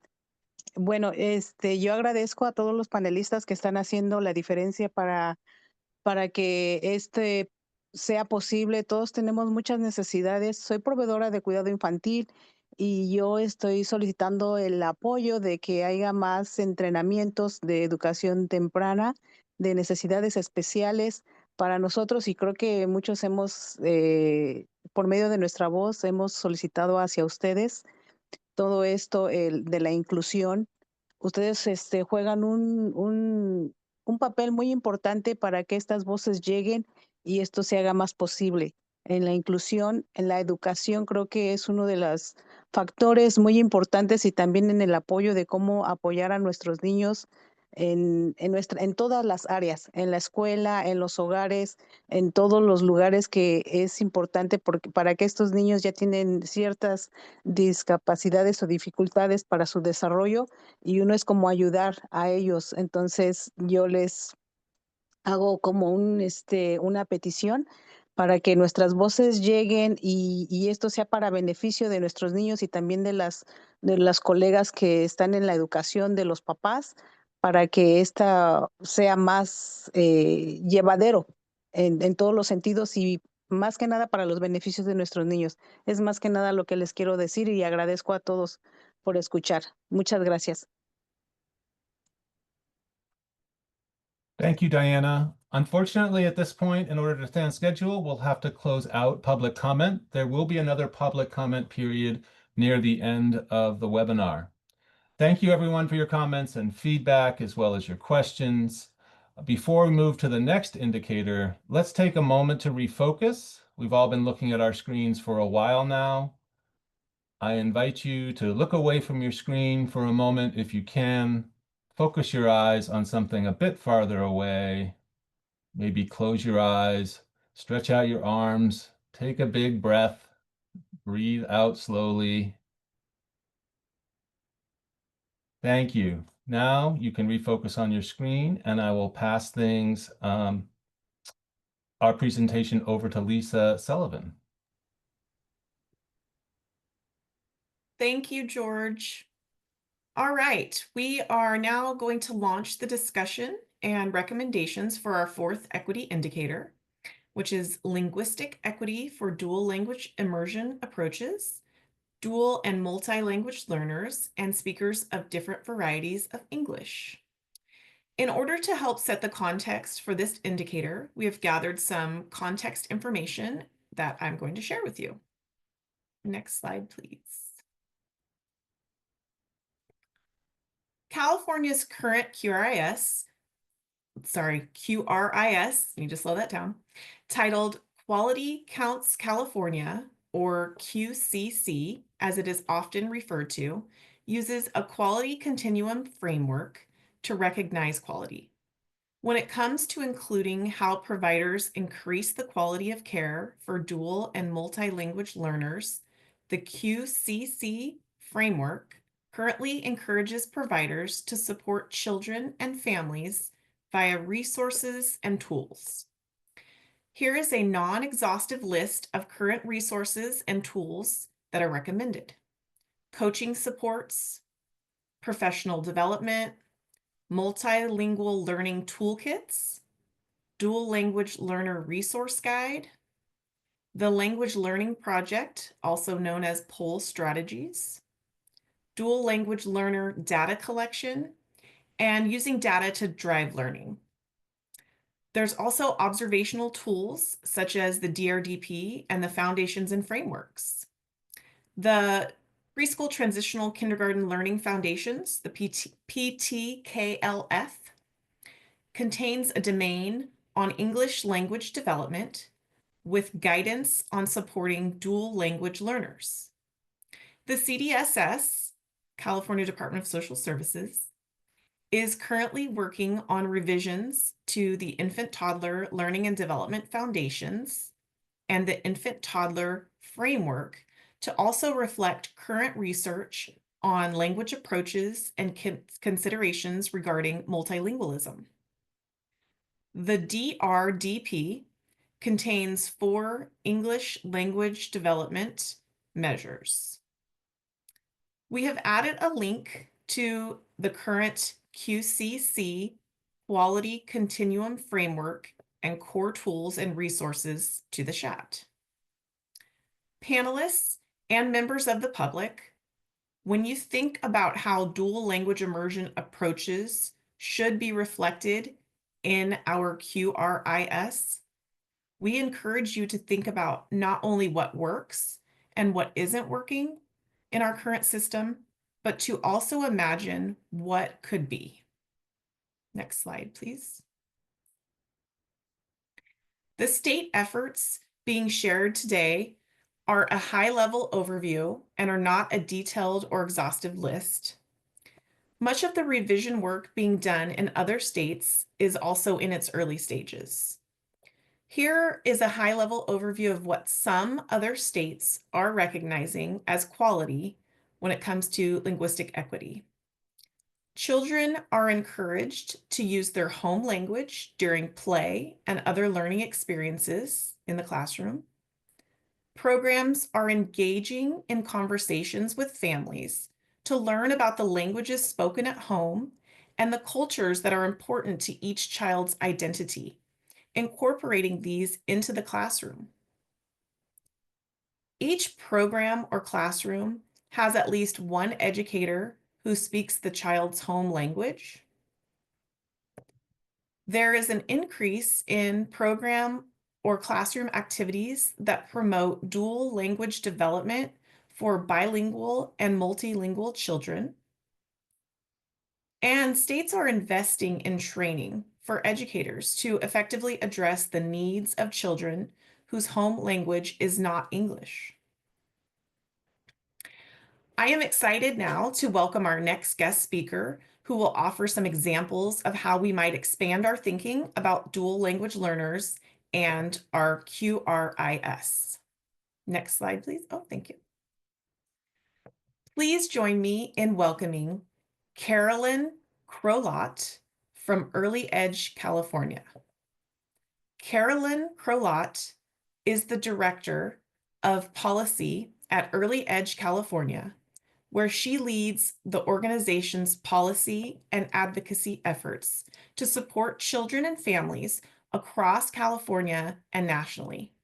She comes to the organization with nearly 2 decades of experience in early childhood education, having worked primarily supporting dual language learner or DLL students and teachers in the classroom across several roles, including site supervisor, academic coordinator, English learner specialist, coach, and curriculum developer.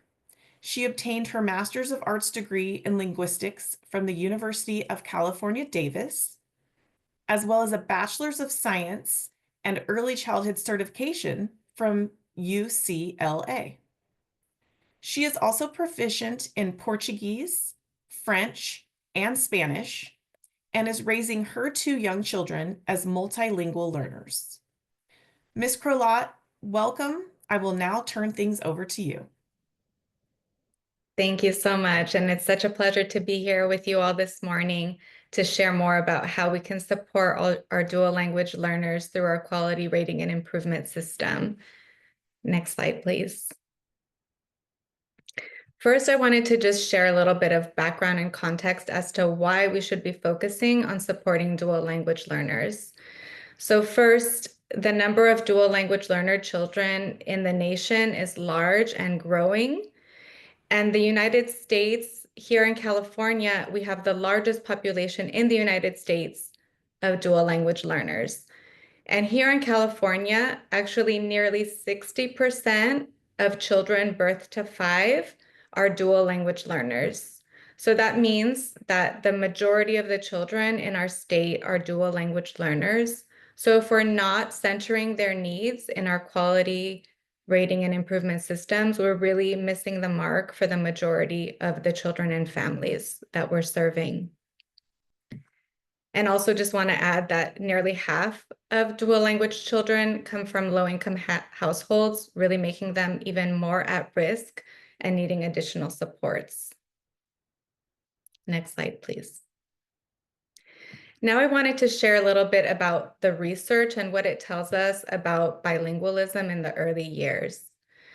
So what we know is that not only are the first 5 years of life critical for brain development, but they're also critical for first and second language development. And it's a very critical window for developing our language skills for our children. There are also many benefits associated with bilingualism, including socio-emotional, identity development, cultural, linguistic, cognitive, communicative, and even financial advantages to bilingualism. And we also know that all children have the capacity to learn multiple languages and experience the benefits of bilingualism. And one very important point is that having a strong foundation in the home language actually supports English or second language development. So if children have a strong foundation in their home language, it makes it easier for them to learn English. And then the opposite is also true. If they do not have a strong foundation in their home language, it is more difficult to develop their English skills. And we also know from research that children are very susceptible to language loss in those early years of life, especially as they enter English-only early learning settings. And this can be very detrimental not only to cultural and family ties, but to their language development in general. So it's really critical that the development of home language is maintained as children learn English in early learning. Next slide, please. Now I wanted to share a little bit about the policy landscape in California and share a little bit of context as to where we are today in terms of supporting dual language learner children and families in the state. So actually, for nearly 20 years, California was under an English-only mandate with Proposition 227, which banned bilingual programs in public schools.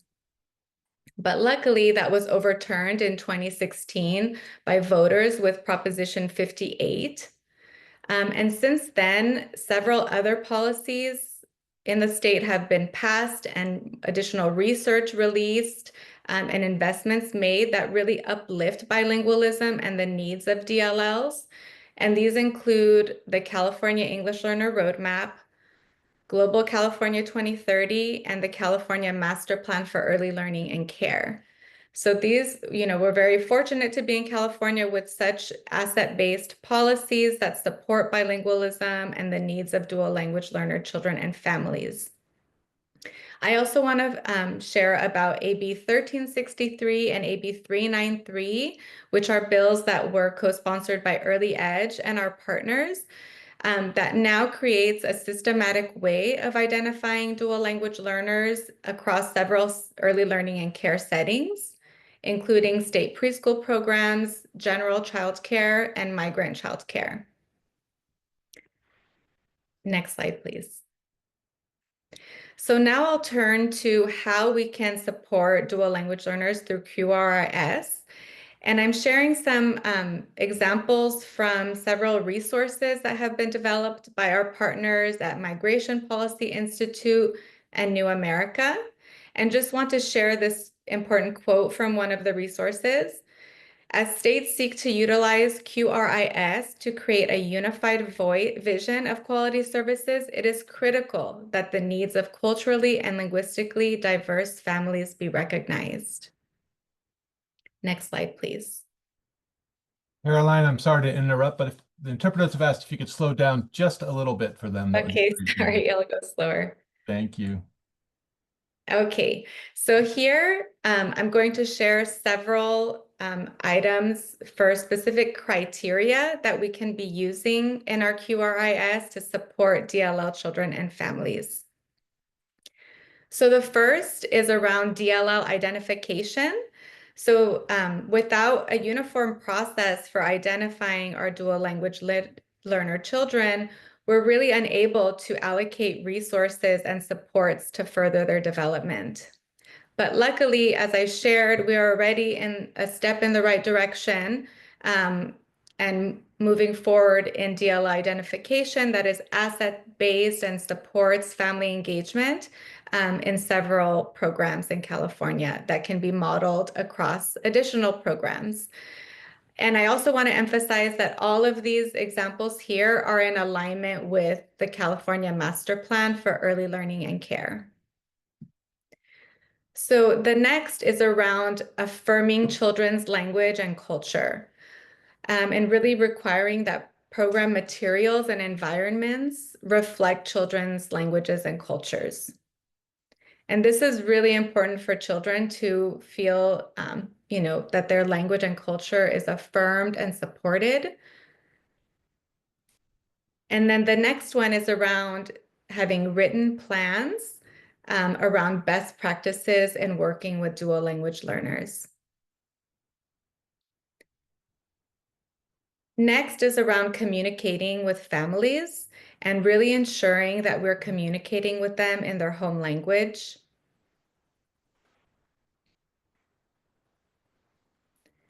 And next is around supporting home language development.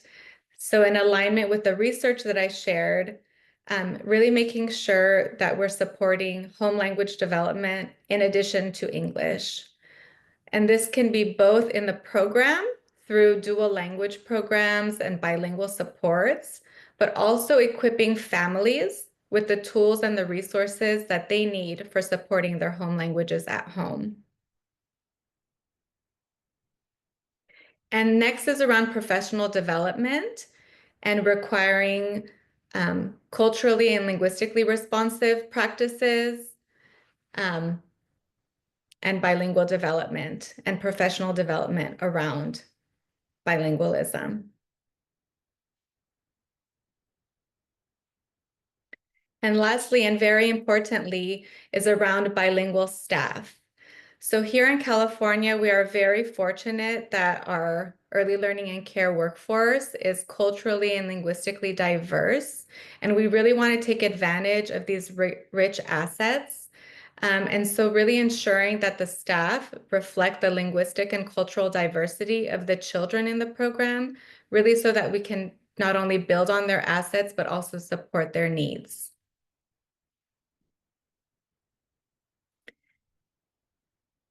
So that's it for this slide. And I'm also sharing here a resource from MPI, and I have a QR code at the end of the presentation that links to all of these resources. And so this one is from MPI, and it covers categories of sample criteria and indicators that can be used for ensuring that we're supporting DLL children and families, and they're in alignment with the ones that I just shared.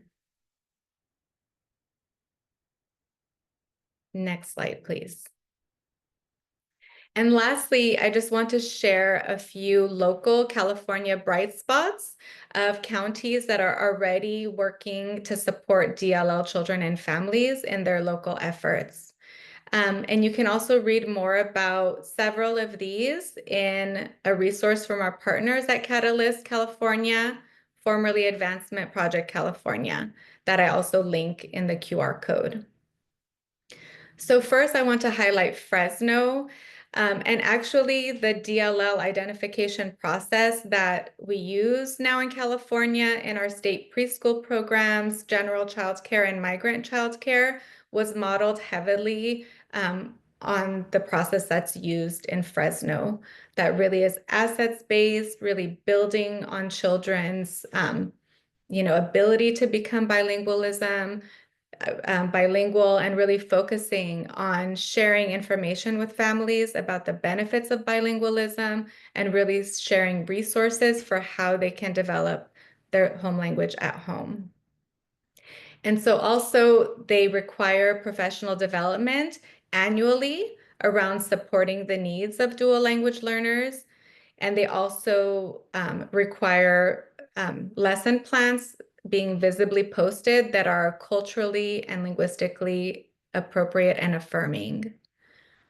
I also want to share about efforts in Los Angeles that Early Edge has also been involved in. And this is a communications campaign, 2 languages, twice the opportunities, which has been translated in several languages in the community and really focused on helping families see the benefits of bilingualism and encouraging them to continue to support the home language at home. And you can also find links to these resources in the QR code that I shared. And all of the materials are free and available to be used by programs across the state. And then Los Angeles has also developed teacher and family trainings that are also free and available in multiple languages, including Spanish and Chinese. And those can be found as well. And these were a part of the $20 million investment from First Five California for dual language learners. And then I also want to share about San Mateo through their quality counts, what they're doing and how they embed the needs of dual language learners and family engagement and ensuring that we're supporting, culturally and linguistically diverse families through their local QRIS orientations, as well as their training series for teachers that are part of their QRIS. Next slide, please. So that's all I have for you. I'm sharing here a QR code that links to all of the different resources I shared and the research and the policies. And happy to take any questions. Thank you so much, Carolyn. And wanted to note that we also have been adding those resource links to chat as Carolyn was presenting. Next slide, please. At this time, we are going to move into our panel discussion. So panelists, we have 15 minutes now for you to share your thoughts or questions with Carolyn around linguistic equity for dual language immersion approaches, dual and multi-language learners, and speakers of different varieties of English. Please raise your hand if you'd like to make verbal comment, or select everyone to share a comment using chat.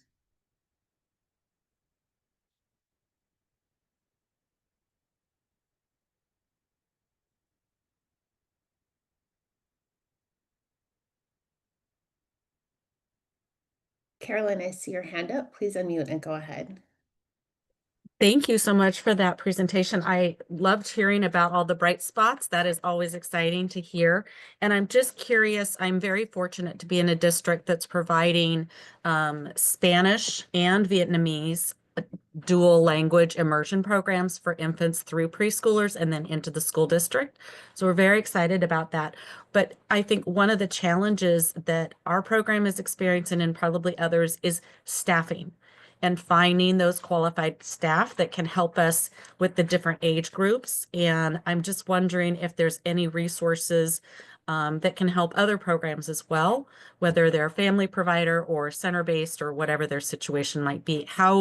What can we do to help facilitate more people?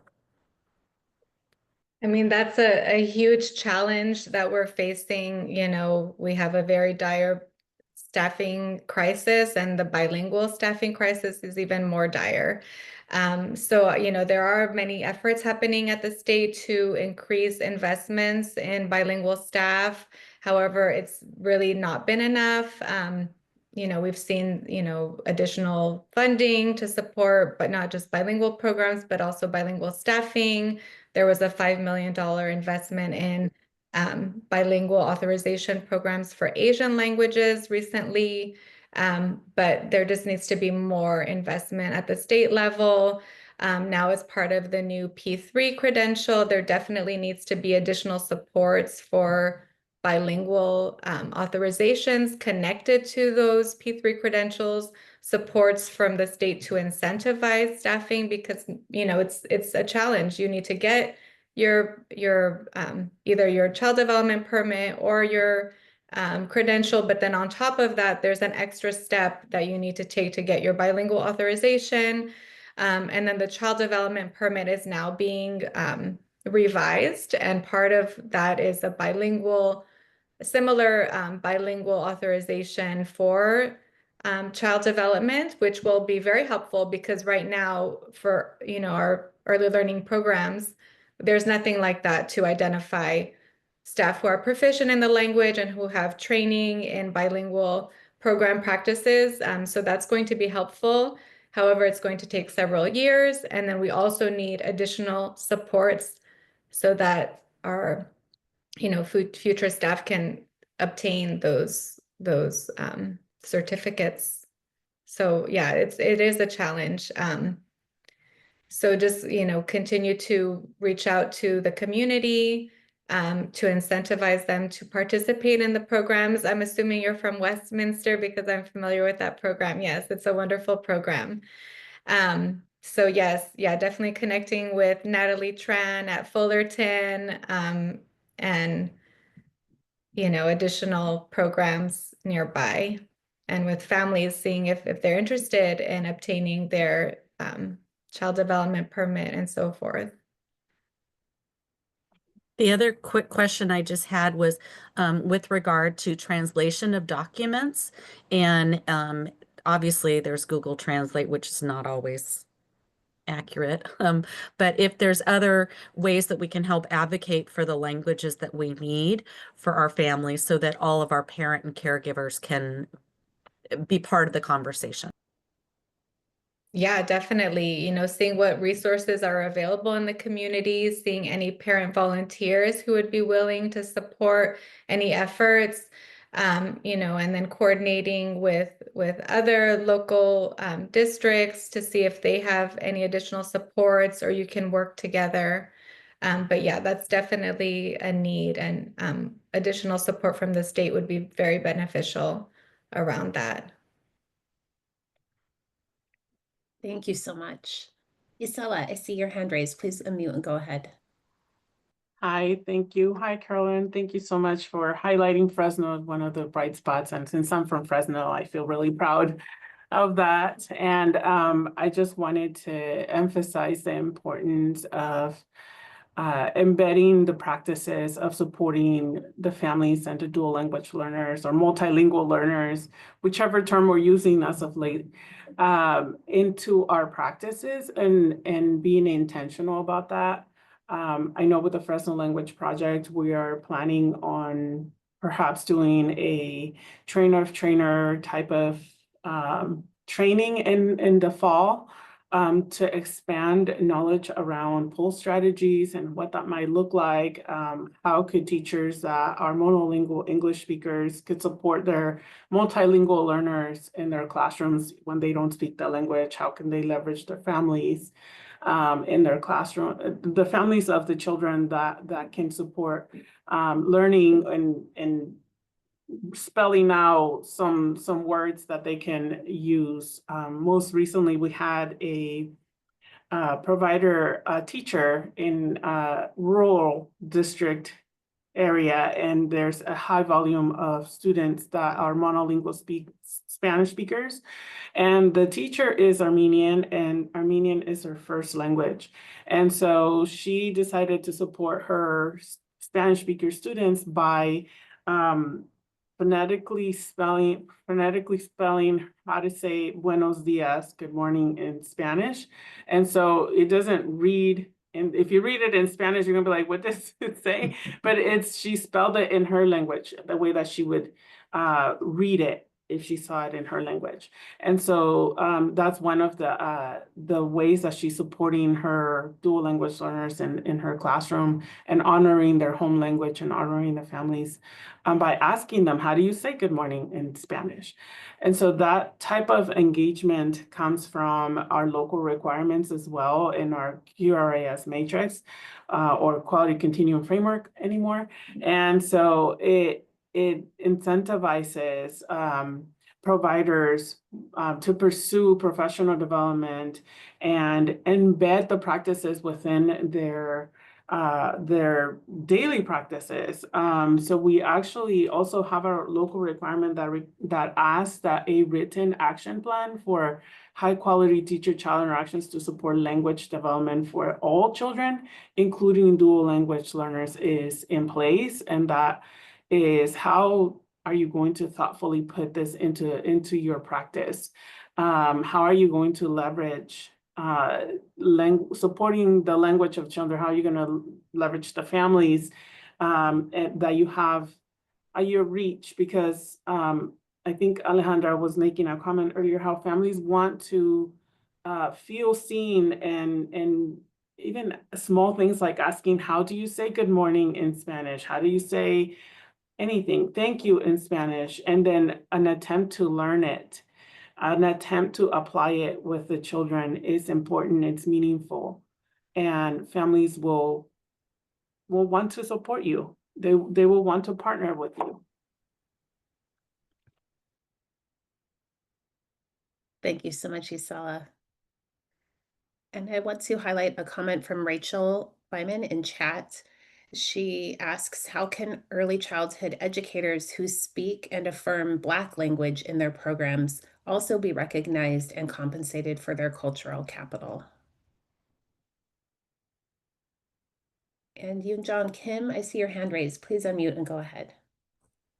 Thank you.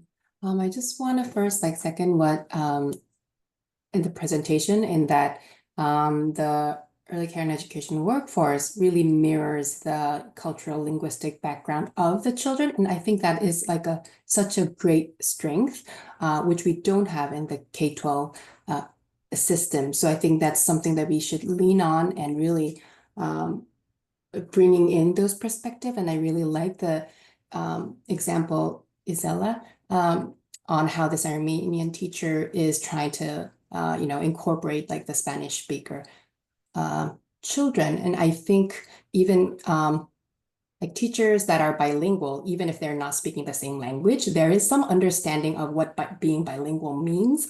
And that also kind of a asset you could bring in when you're teaching dual language learners. And then this is more of a question, I guess, coming from a parent perspective. So I'm Korean, we speak Korean. My kids go to Saturday Korean school. And then she's now in elementary school. So I'm trying to fill that gap of, what to be bilingual, what to be Korean American, what does it mean to be, speaking two languages. And I'm wondering, as you were saying, because I feel adding the DLLs and incorporating in the QRI system, I feel like we are also trying to bring people or the systems closer, it's the ECE field, the families.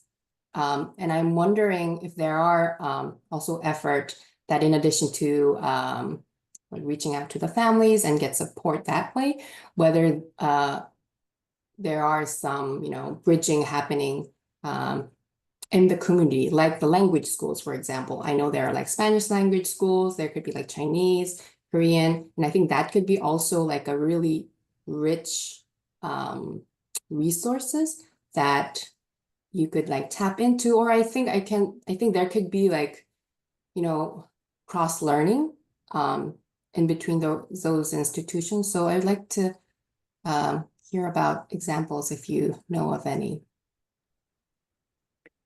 Yeah, I mean, that's a great point. You know, we live in a super diverse state. You know, we have so many languages represented here in California. It's not always possible to have a dual language program and all of the languages, you know, that the children represent in the program. And so how are we connecting to community resources that can also support home language development and continue that development? I do not have resources, but I can look into it and get back to you. And I don't know if Isela might know of something in Fresno or other places, but that's a great point and definitely should be considered. So when we first started the QRIS work in Fresno County, we started before the Race to the Top funding, which was in 2011, 2012. And one of the things that we ambitiously put as the local requirements that for every 20% of the different language, the teacher would have somebody in the classroom that spoke that language. Well, that's a lot and probably unattainable for some providers in some school districts, and everyone expressed like, this is really challenging to me because then that means we would have to hire more staff. Somebody had like 5 different languages that would represent 20%, at least 20% or something like that. And so it was like, that means I need 5 assistants that speak that language. So then in speaking about this, because this requirement wasn't developed by somebody like me alone or any one of the administrators, it was a requirement developed by a cross-sector group of ECE providers and of all types or ECE partners, including we have licensing in our steering committee. We have First Five, the local planning council, school districts, small, large, private providers, family childcare, so Head Start, you name it, we have it. And so they decided that that was the requirement originally, and then when applying the requirement, we decided that's not going to work. So we had to shift gears. But one of the things that surfaced was leveraging the families because they speak the language. And a lot of times there are people available that can come and volunteer in the classroom that can support. So leveraging the families is one of the most underutilized resources there are when it comes to supporting home language. Thank you, Isela. And I noticed in chat you had also added supporting services through offering live interpretation for languages where you may not have presenters available to deliver the training in the language of the providers.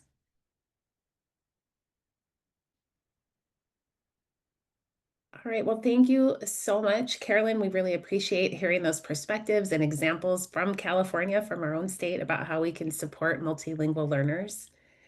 At this time, we're going to move into our panel discussion for panelist recommendations. Panelists, we're ready to hear your thoughts of recommendations for the equity indicator, linguistic equity for dual language immersion approaches, dual and multi-language learners, and speakers of different varieties of English. Next slide, please. Let's get started discussing your recommendations for equity indicator 4. The full definition of that indicator is, when defining quality, consider the needs of dual language learners and the importance of home language development. More than half of California's young children are dual language learners.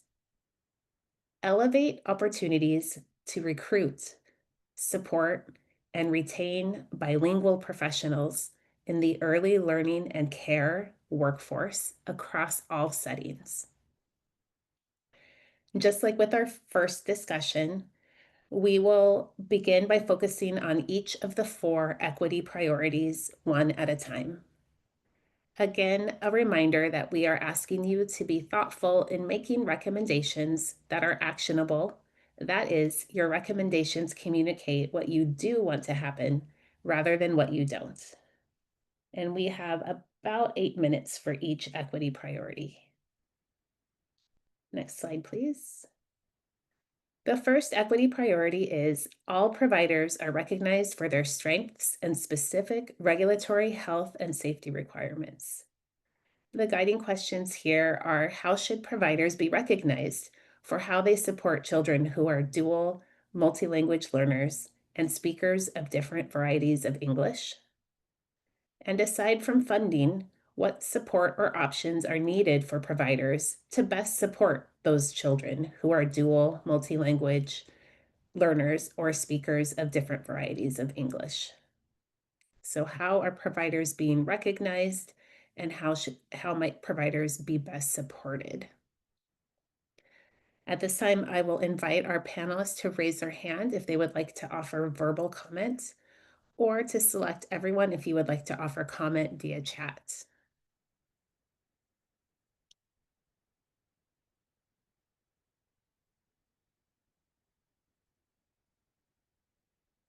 Isela, please unmute and go ahead. I wanted to share that one of the ways that we've support and recognize providers who are adopting practices that support multilingual learners is through partnering with or aligning our efforts with other grants that support professional development and provide stipends for this. And so with our Workforce Pathways grant, for example, we have created a pathway that compensates through a stipend the pursuit of specialized training around supporting children who are multilingual learners. And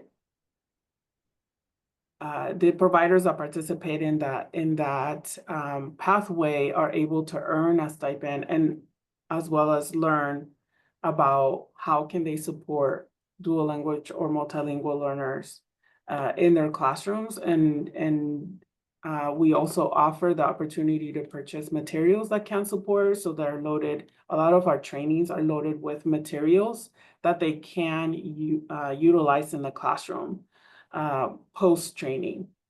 So yeah, I'll leave it there. Thank you so much.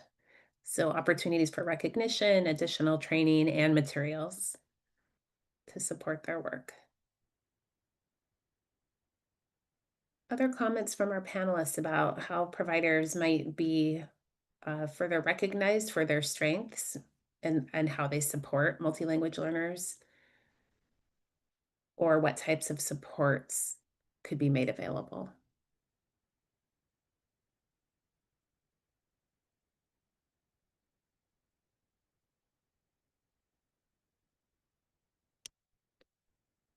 Wanting to elevate too from Carolyn's presentation, the data that she shared about the importance of home language development in the early years, and recognizing that many of the providers, as she shared, it's a strength of our workforce here in California that the workforce more closely mirrors the culture and languages spoken by the families, and elevating the rich opportunities that are afforded by centers and home-based care that offer care in the home language of the family. So sometimes multilingual, sometimes monolingual, but really supporting that home language in the first 5 years of children's lives.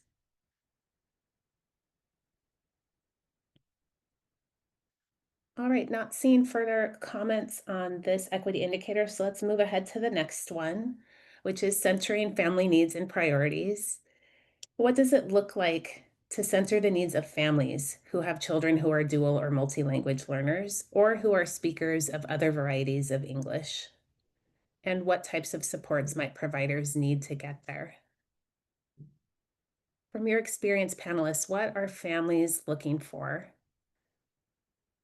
in early learning and care for their children who are dual or multilanguage learners or speakers of different varieties of English?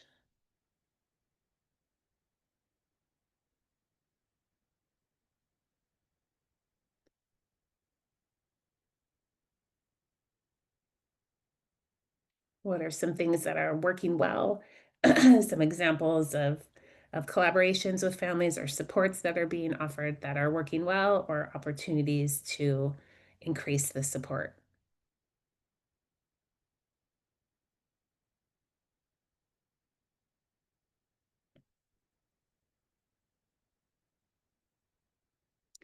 Kristen, I see your hand raised. Please unmute and go ahead. Go ahead and set it down, please. Why are they taking off more funding? Why are they taking funding off the table? Is it because they are presuming that we will be one of the recommendations, or is that the process it is supposed to be the revenue neutral? Isn't the process in the revenue neutral? Sorry, it's been a stressful day. Let me try that again. Having kids, this is why I've been saying we need to do this at the end of the day. Having children running around has been a lot.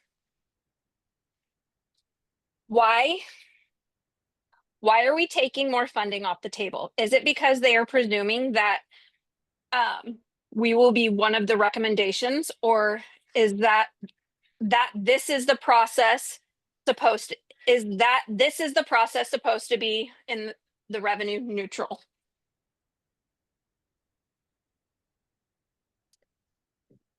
Kristen, I'm hearing your question about funding, and it sounds like you're offering a recommendation that to consider the additional funding needs for supporting children who are dual or multi-language learners. Yeah, could be.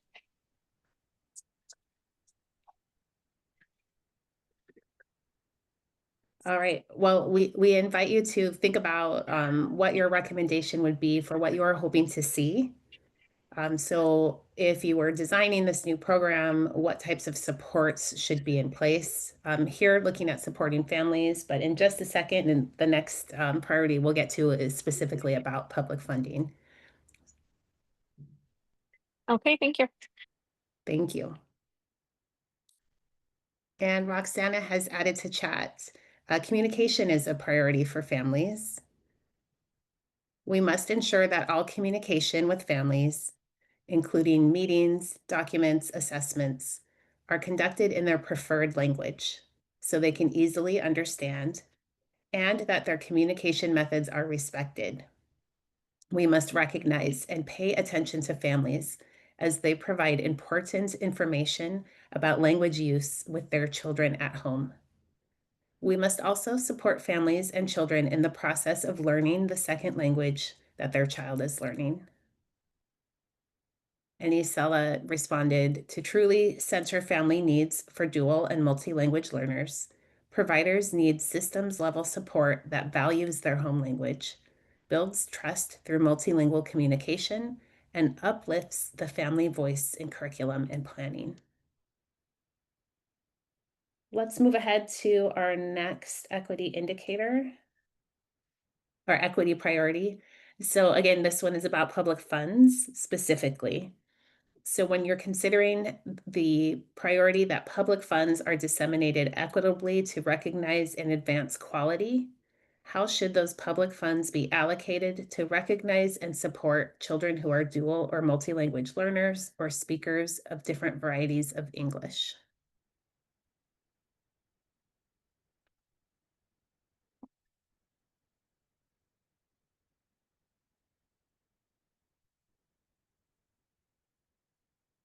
And I know Kristen got us started on thinking about, perhaps the increase in costs that come along with supports. Isela has shared some specific examples that they are doing in Fresno related to having simultaneous interpretation, similar to what we offer during these meetings, to make sure that trainings that are not able to be offered in the language that providers speak can be offered in English and have simultaneous interpretation to allow participants to join in their home language.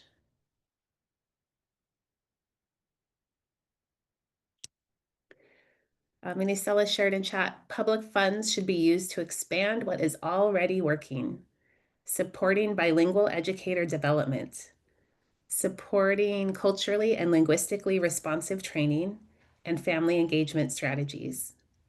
California has a strong foundation through quality counts, communities of practice, and various county-led initiatives. With additional investment, we can deepen those approaches to ensure dual and multi-language learners and speakers of different English varieties are equitably supported across all settings.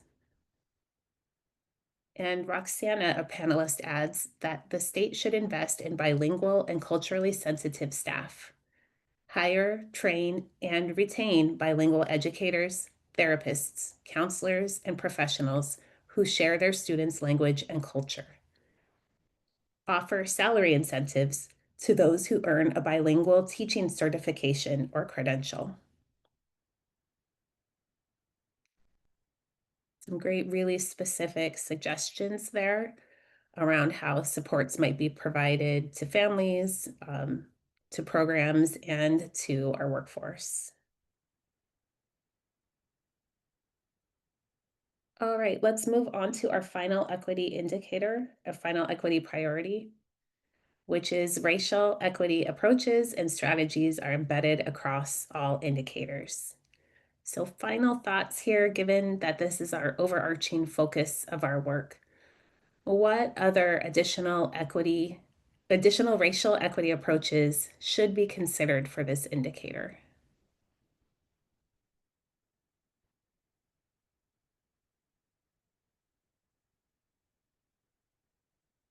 An opportunity for panelists to share any final thoughts or comments verbally or in chat. And again, as you are collecting your comments, please be sure to capture anything that you shared verbally or in chat into that note catcher document so we are able to account for everything as we formulate your recommendations. And I see Isela has added to advance racial equity in linguistic access, recognize and address the historical marginalization of non-dominant languages and dialects, like African American English and other home languages, within early learning systems. Racial equity strategies should include affirming language as an asset, ensuring representation of linguistically diverse educators in leadership, and funding programs that reflect the racial, cultural, and linguistic identities of the communities they serve.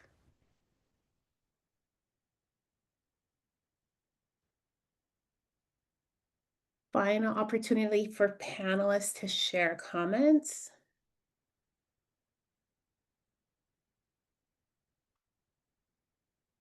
All right, thank you so much. And again, you will have a further week to complete and submit your recommendations using that note catcher document.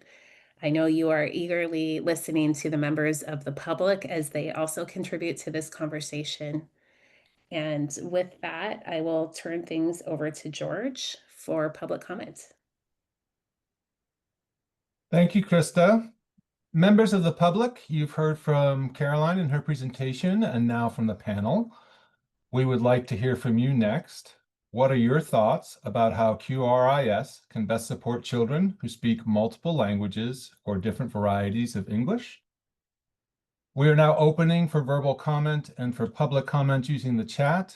We have about 10 to 15 minutes, so we'll ask the public to please consolidate their thinking to one verbal or public comment. We are using a 2-minute timer again.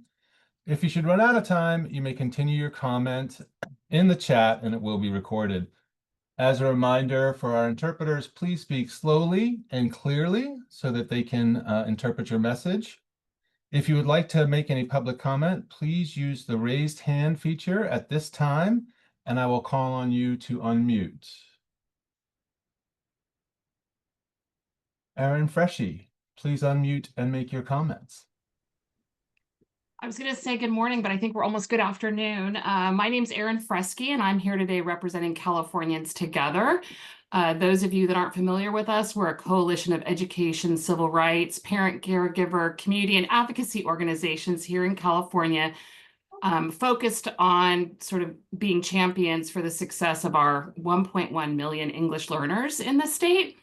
And we work closely with organizations like Early Edge and Catalyst and others. And so I just want to thank all of you for raising the concerns, questions, and ideas today. And I want to bring up a couple more things that weren't, I don't believe, mentioned just yet. But, you know, because we know that our young children, particularly dual language learners, dually identified children, and those who could benefit from additional support really deserve and need teachers, caregivers who can support their developmental, cultural, and linguistic needs. We want to elevate the need to prioritize robust professional development. We have a lot of standalone professional development opportunities in the state, in this area, and we'd like to suggest that the panel consider whether or not it would be appropriate to actually require professional development in serving dual language learners, and also look at aligning coursework at the college level on teaching and caring for dual language learners and working with their families. Right now in the state, it is very sort of piecemeal, and there are only a few colleges and universities that actually provide adequate opportunities to take coursework to truly understand how to support dual language learners, whether you're bilingual or not. And so we feel it would be helpful to explore that more and be sure that all of our wonderful providers in the state have access to appropriate coursework so that they can support these children who would benefit so greatly. And then lastly, I'd just like to suggest. I'm sorry, Erin, your time is up and I have to move on. So if you can finish your comments in the chat, we would really appreciate it. Zonia, please go ahead and unmute and make your comments.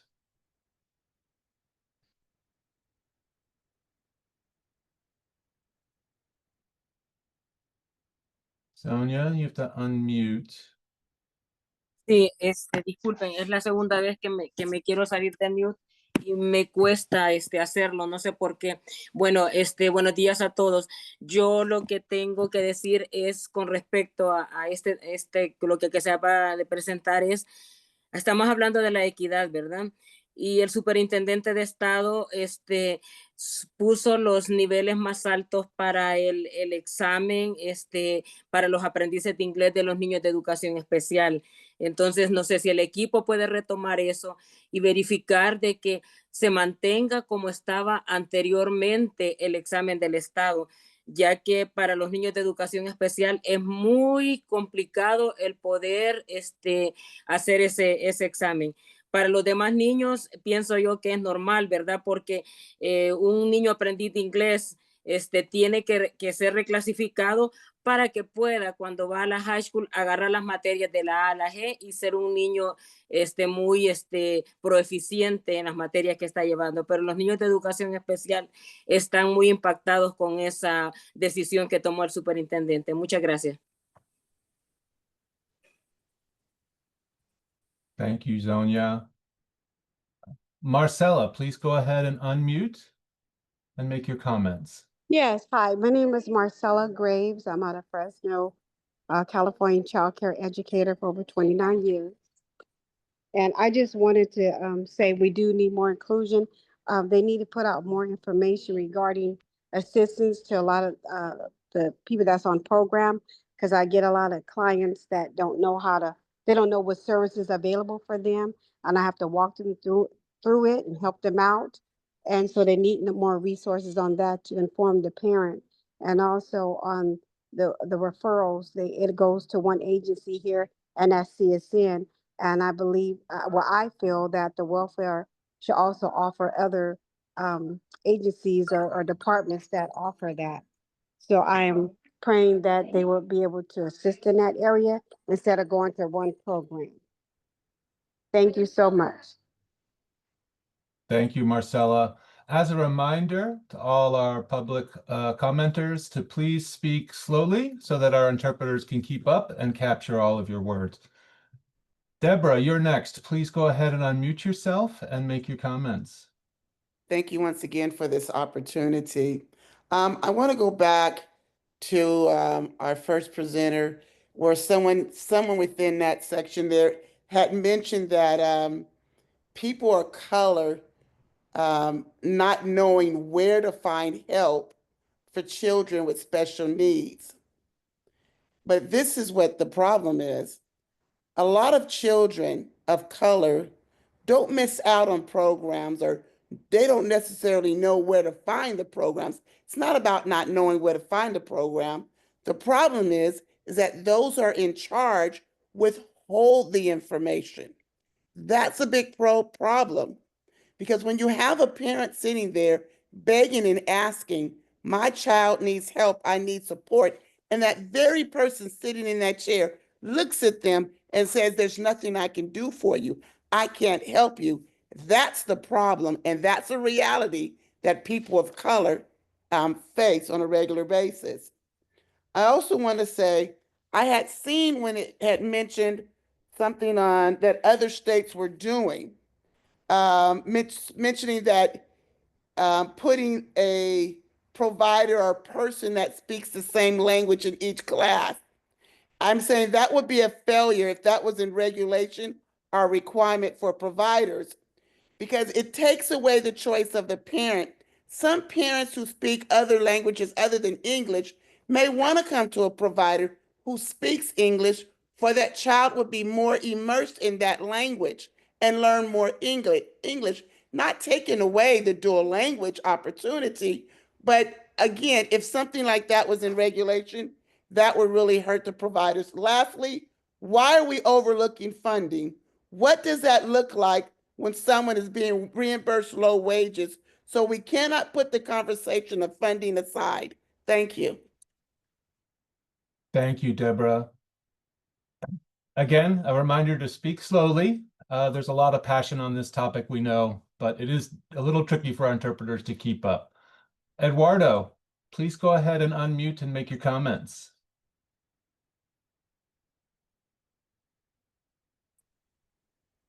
Eduardo Gutierrez? Good afternoon. Can you hear me? Yes, thank you. Please go ahead.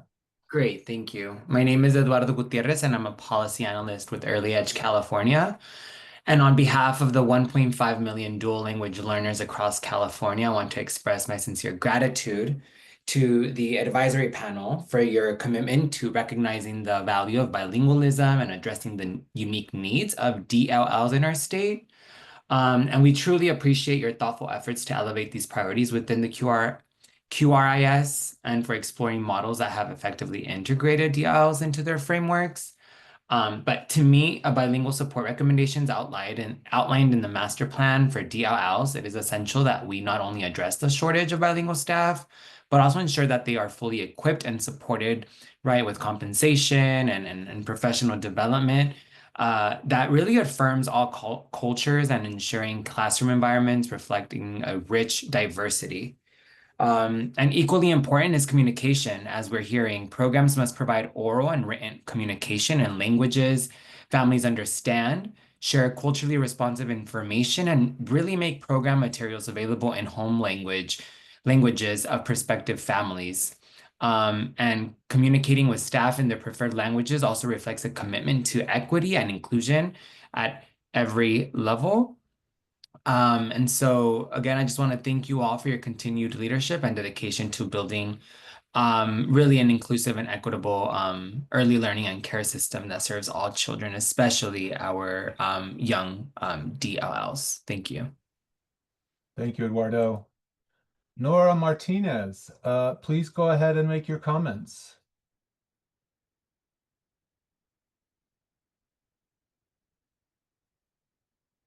Nora, I can't hear you. You might need to unmute.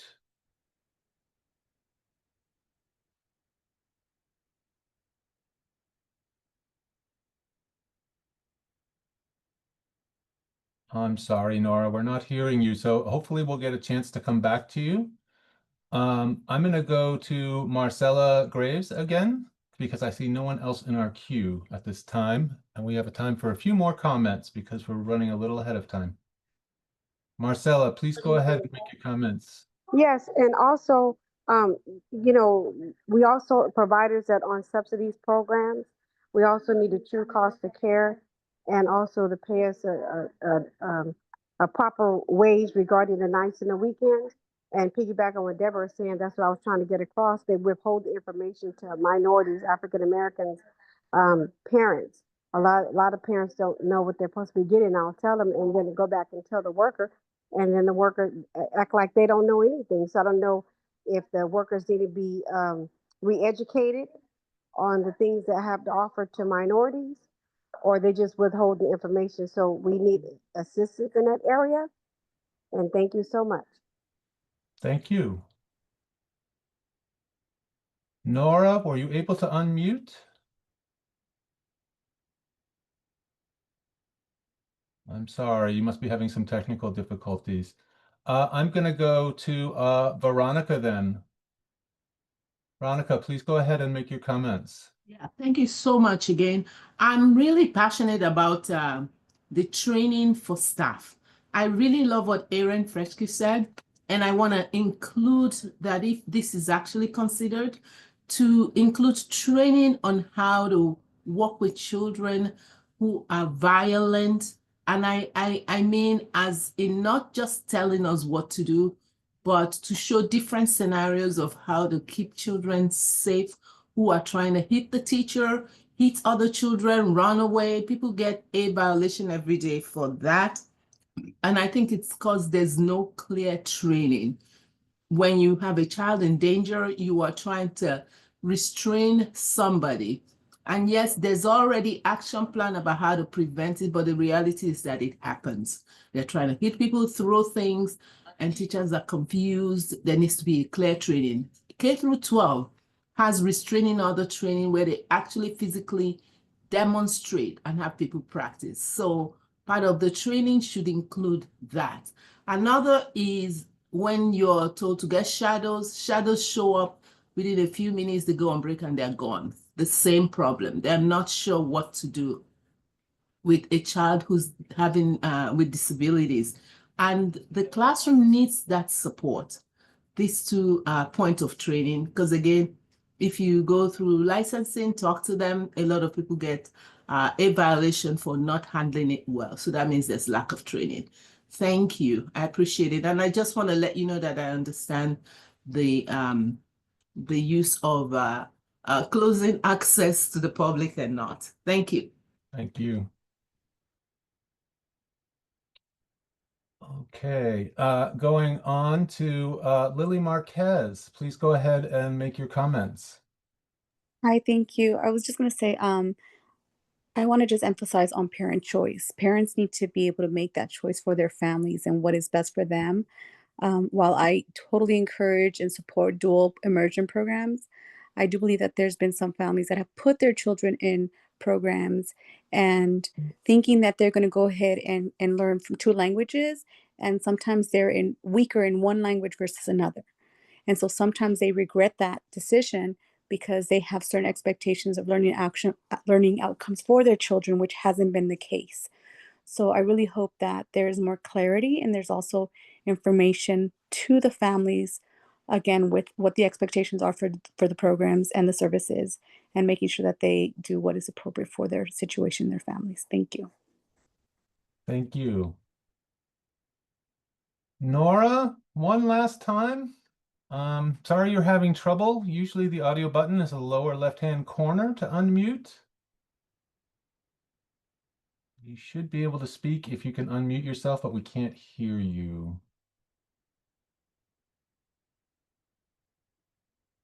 Terribly sorry about that. You can please put your comments into the chat.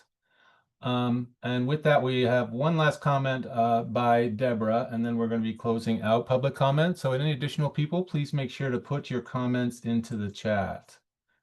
Deborah, go ahead and make your final comment, please. Thank you once again. I truly appreciate this. And sitting here and listening to everyone speak, I sit and I think about truly the dual language learners, very important. But there's something else that's just as important, is the information, the pamphlets, that type of the tangible information that's being given to the parents. That information needs to also be in more than one or two languages, more than English and more than in Spanish. If someone who doesn't speak English or doesn't speak Spanish comes to a center or come to a provider, whatever the case may be, and they don't have the support information in an additional language, that's failing right there at the top. So that's something that we also need to be able to provide, is also information to the parents in more than one or two languages. That's important when it also comes to dual language. Thank you. Thank you, Deborah. And we got a note from Nora. Good news. She had pressed the raise hand feature by mistake, so we hadn't missed out on her comments today. With that, we're going to be closing out our verbal public comments. Last chance to put anything into the chat, and I will turn things back over to, I believe, Nadira. Oh, Krista.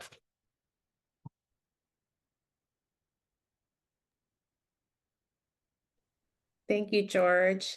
And we will be keeping the chat open through the close of today's meeting. So please do, members of the public, continue to offer your feedback through chat. I want to note that the Rate and Quality Advisory Panel meetings are spaces to gain information and share feedback about wages and reimbursement. If you go to the Equity-Centered QRIS website, you can find the Single Rate Structure Report, which has an update about the work toward an alternative methodology for setting reimbursement based on cost of care. So again, that Rate and Quality Advisory Panel is the space where those specific conversations are happening. The recommendations about quality that are being made here will impact and inform the work around reimbursement rates.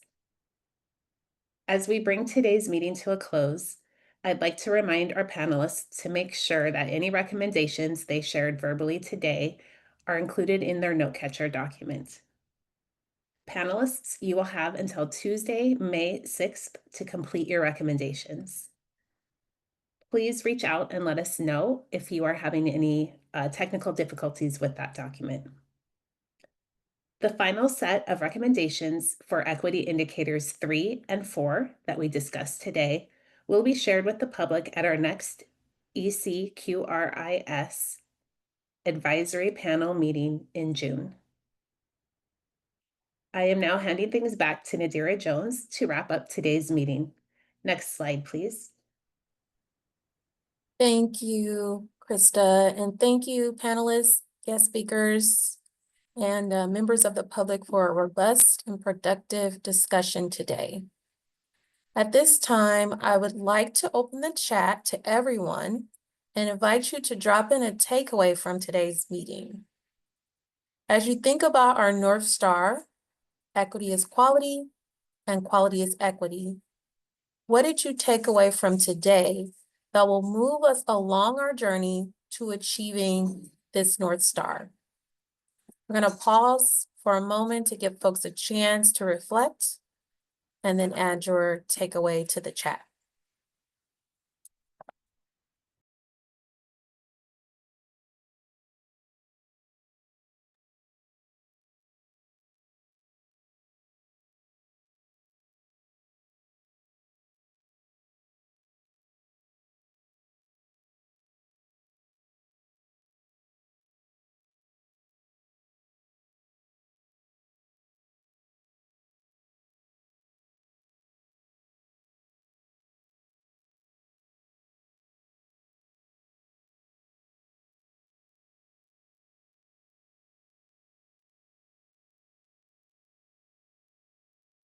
I'll read a couple.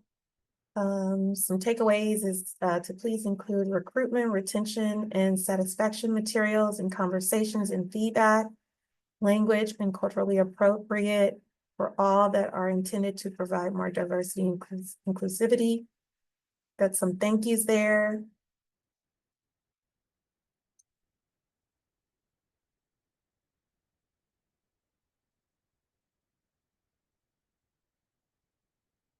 We appreciate your feedback and definitely want to hear from you. So continue to leave any lasting thoughts in the chat or any takeaways would be super helpful for us. And we appreciate you taking the time to do that. I'll read another comment. This work is incredibly challenging, but it is heartening to see the bright spots and effort to synchronize systems and resources.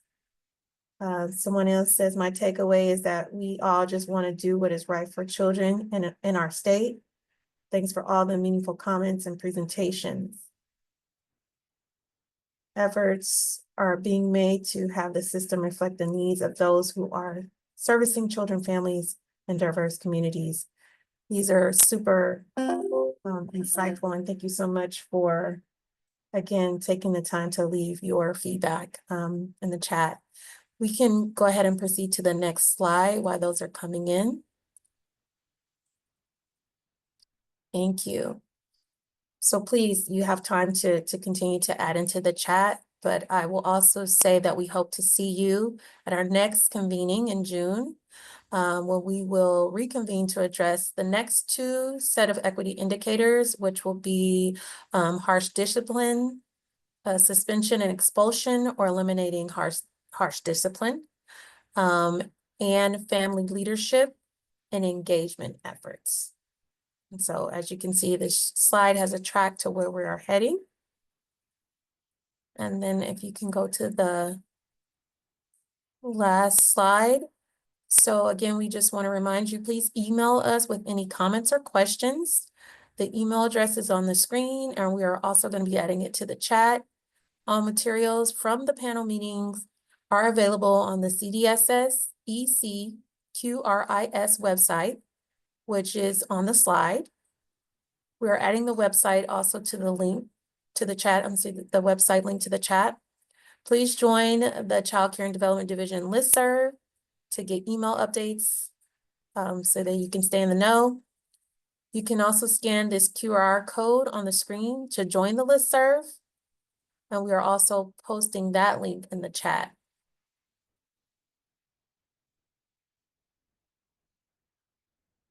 Okay. And members of the public, we're sharing a link to the chat in the public engagement portal for any reason. If you should be able to find that information here. And this is an opportunity for members of the public to share written recommendations for equity indicators 3 and 4. The portal for recommendation on these indicators will remain through the end of May. We thank you and we look forward to seeing you in June.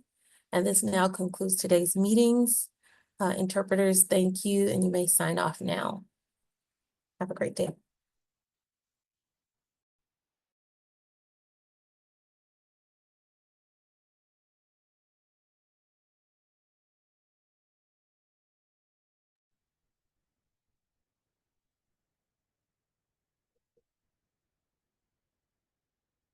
Again, thank you to all our Fox interpretation team. You did a great job for us today. We really appreciate it.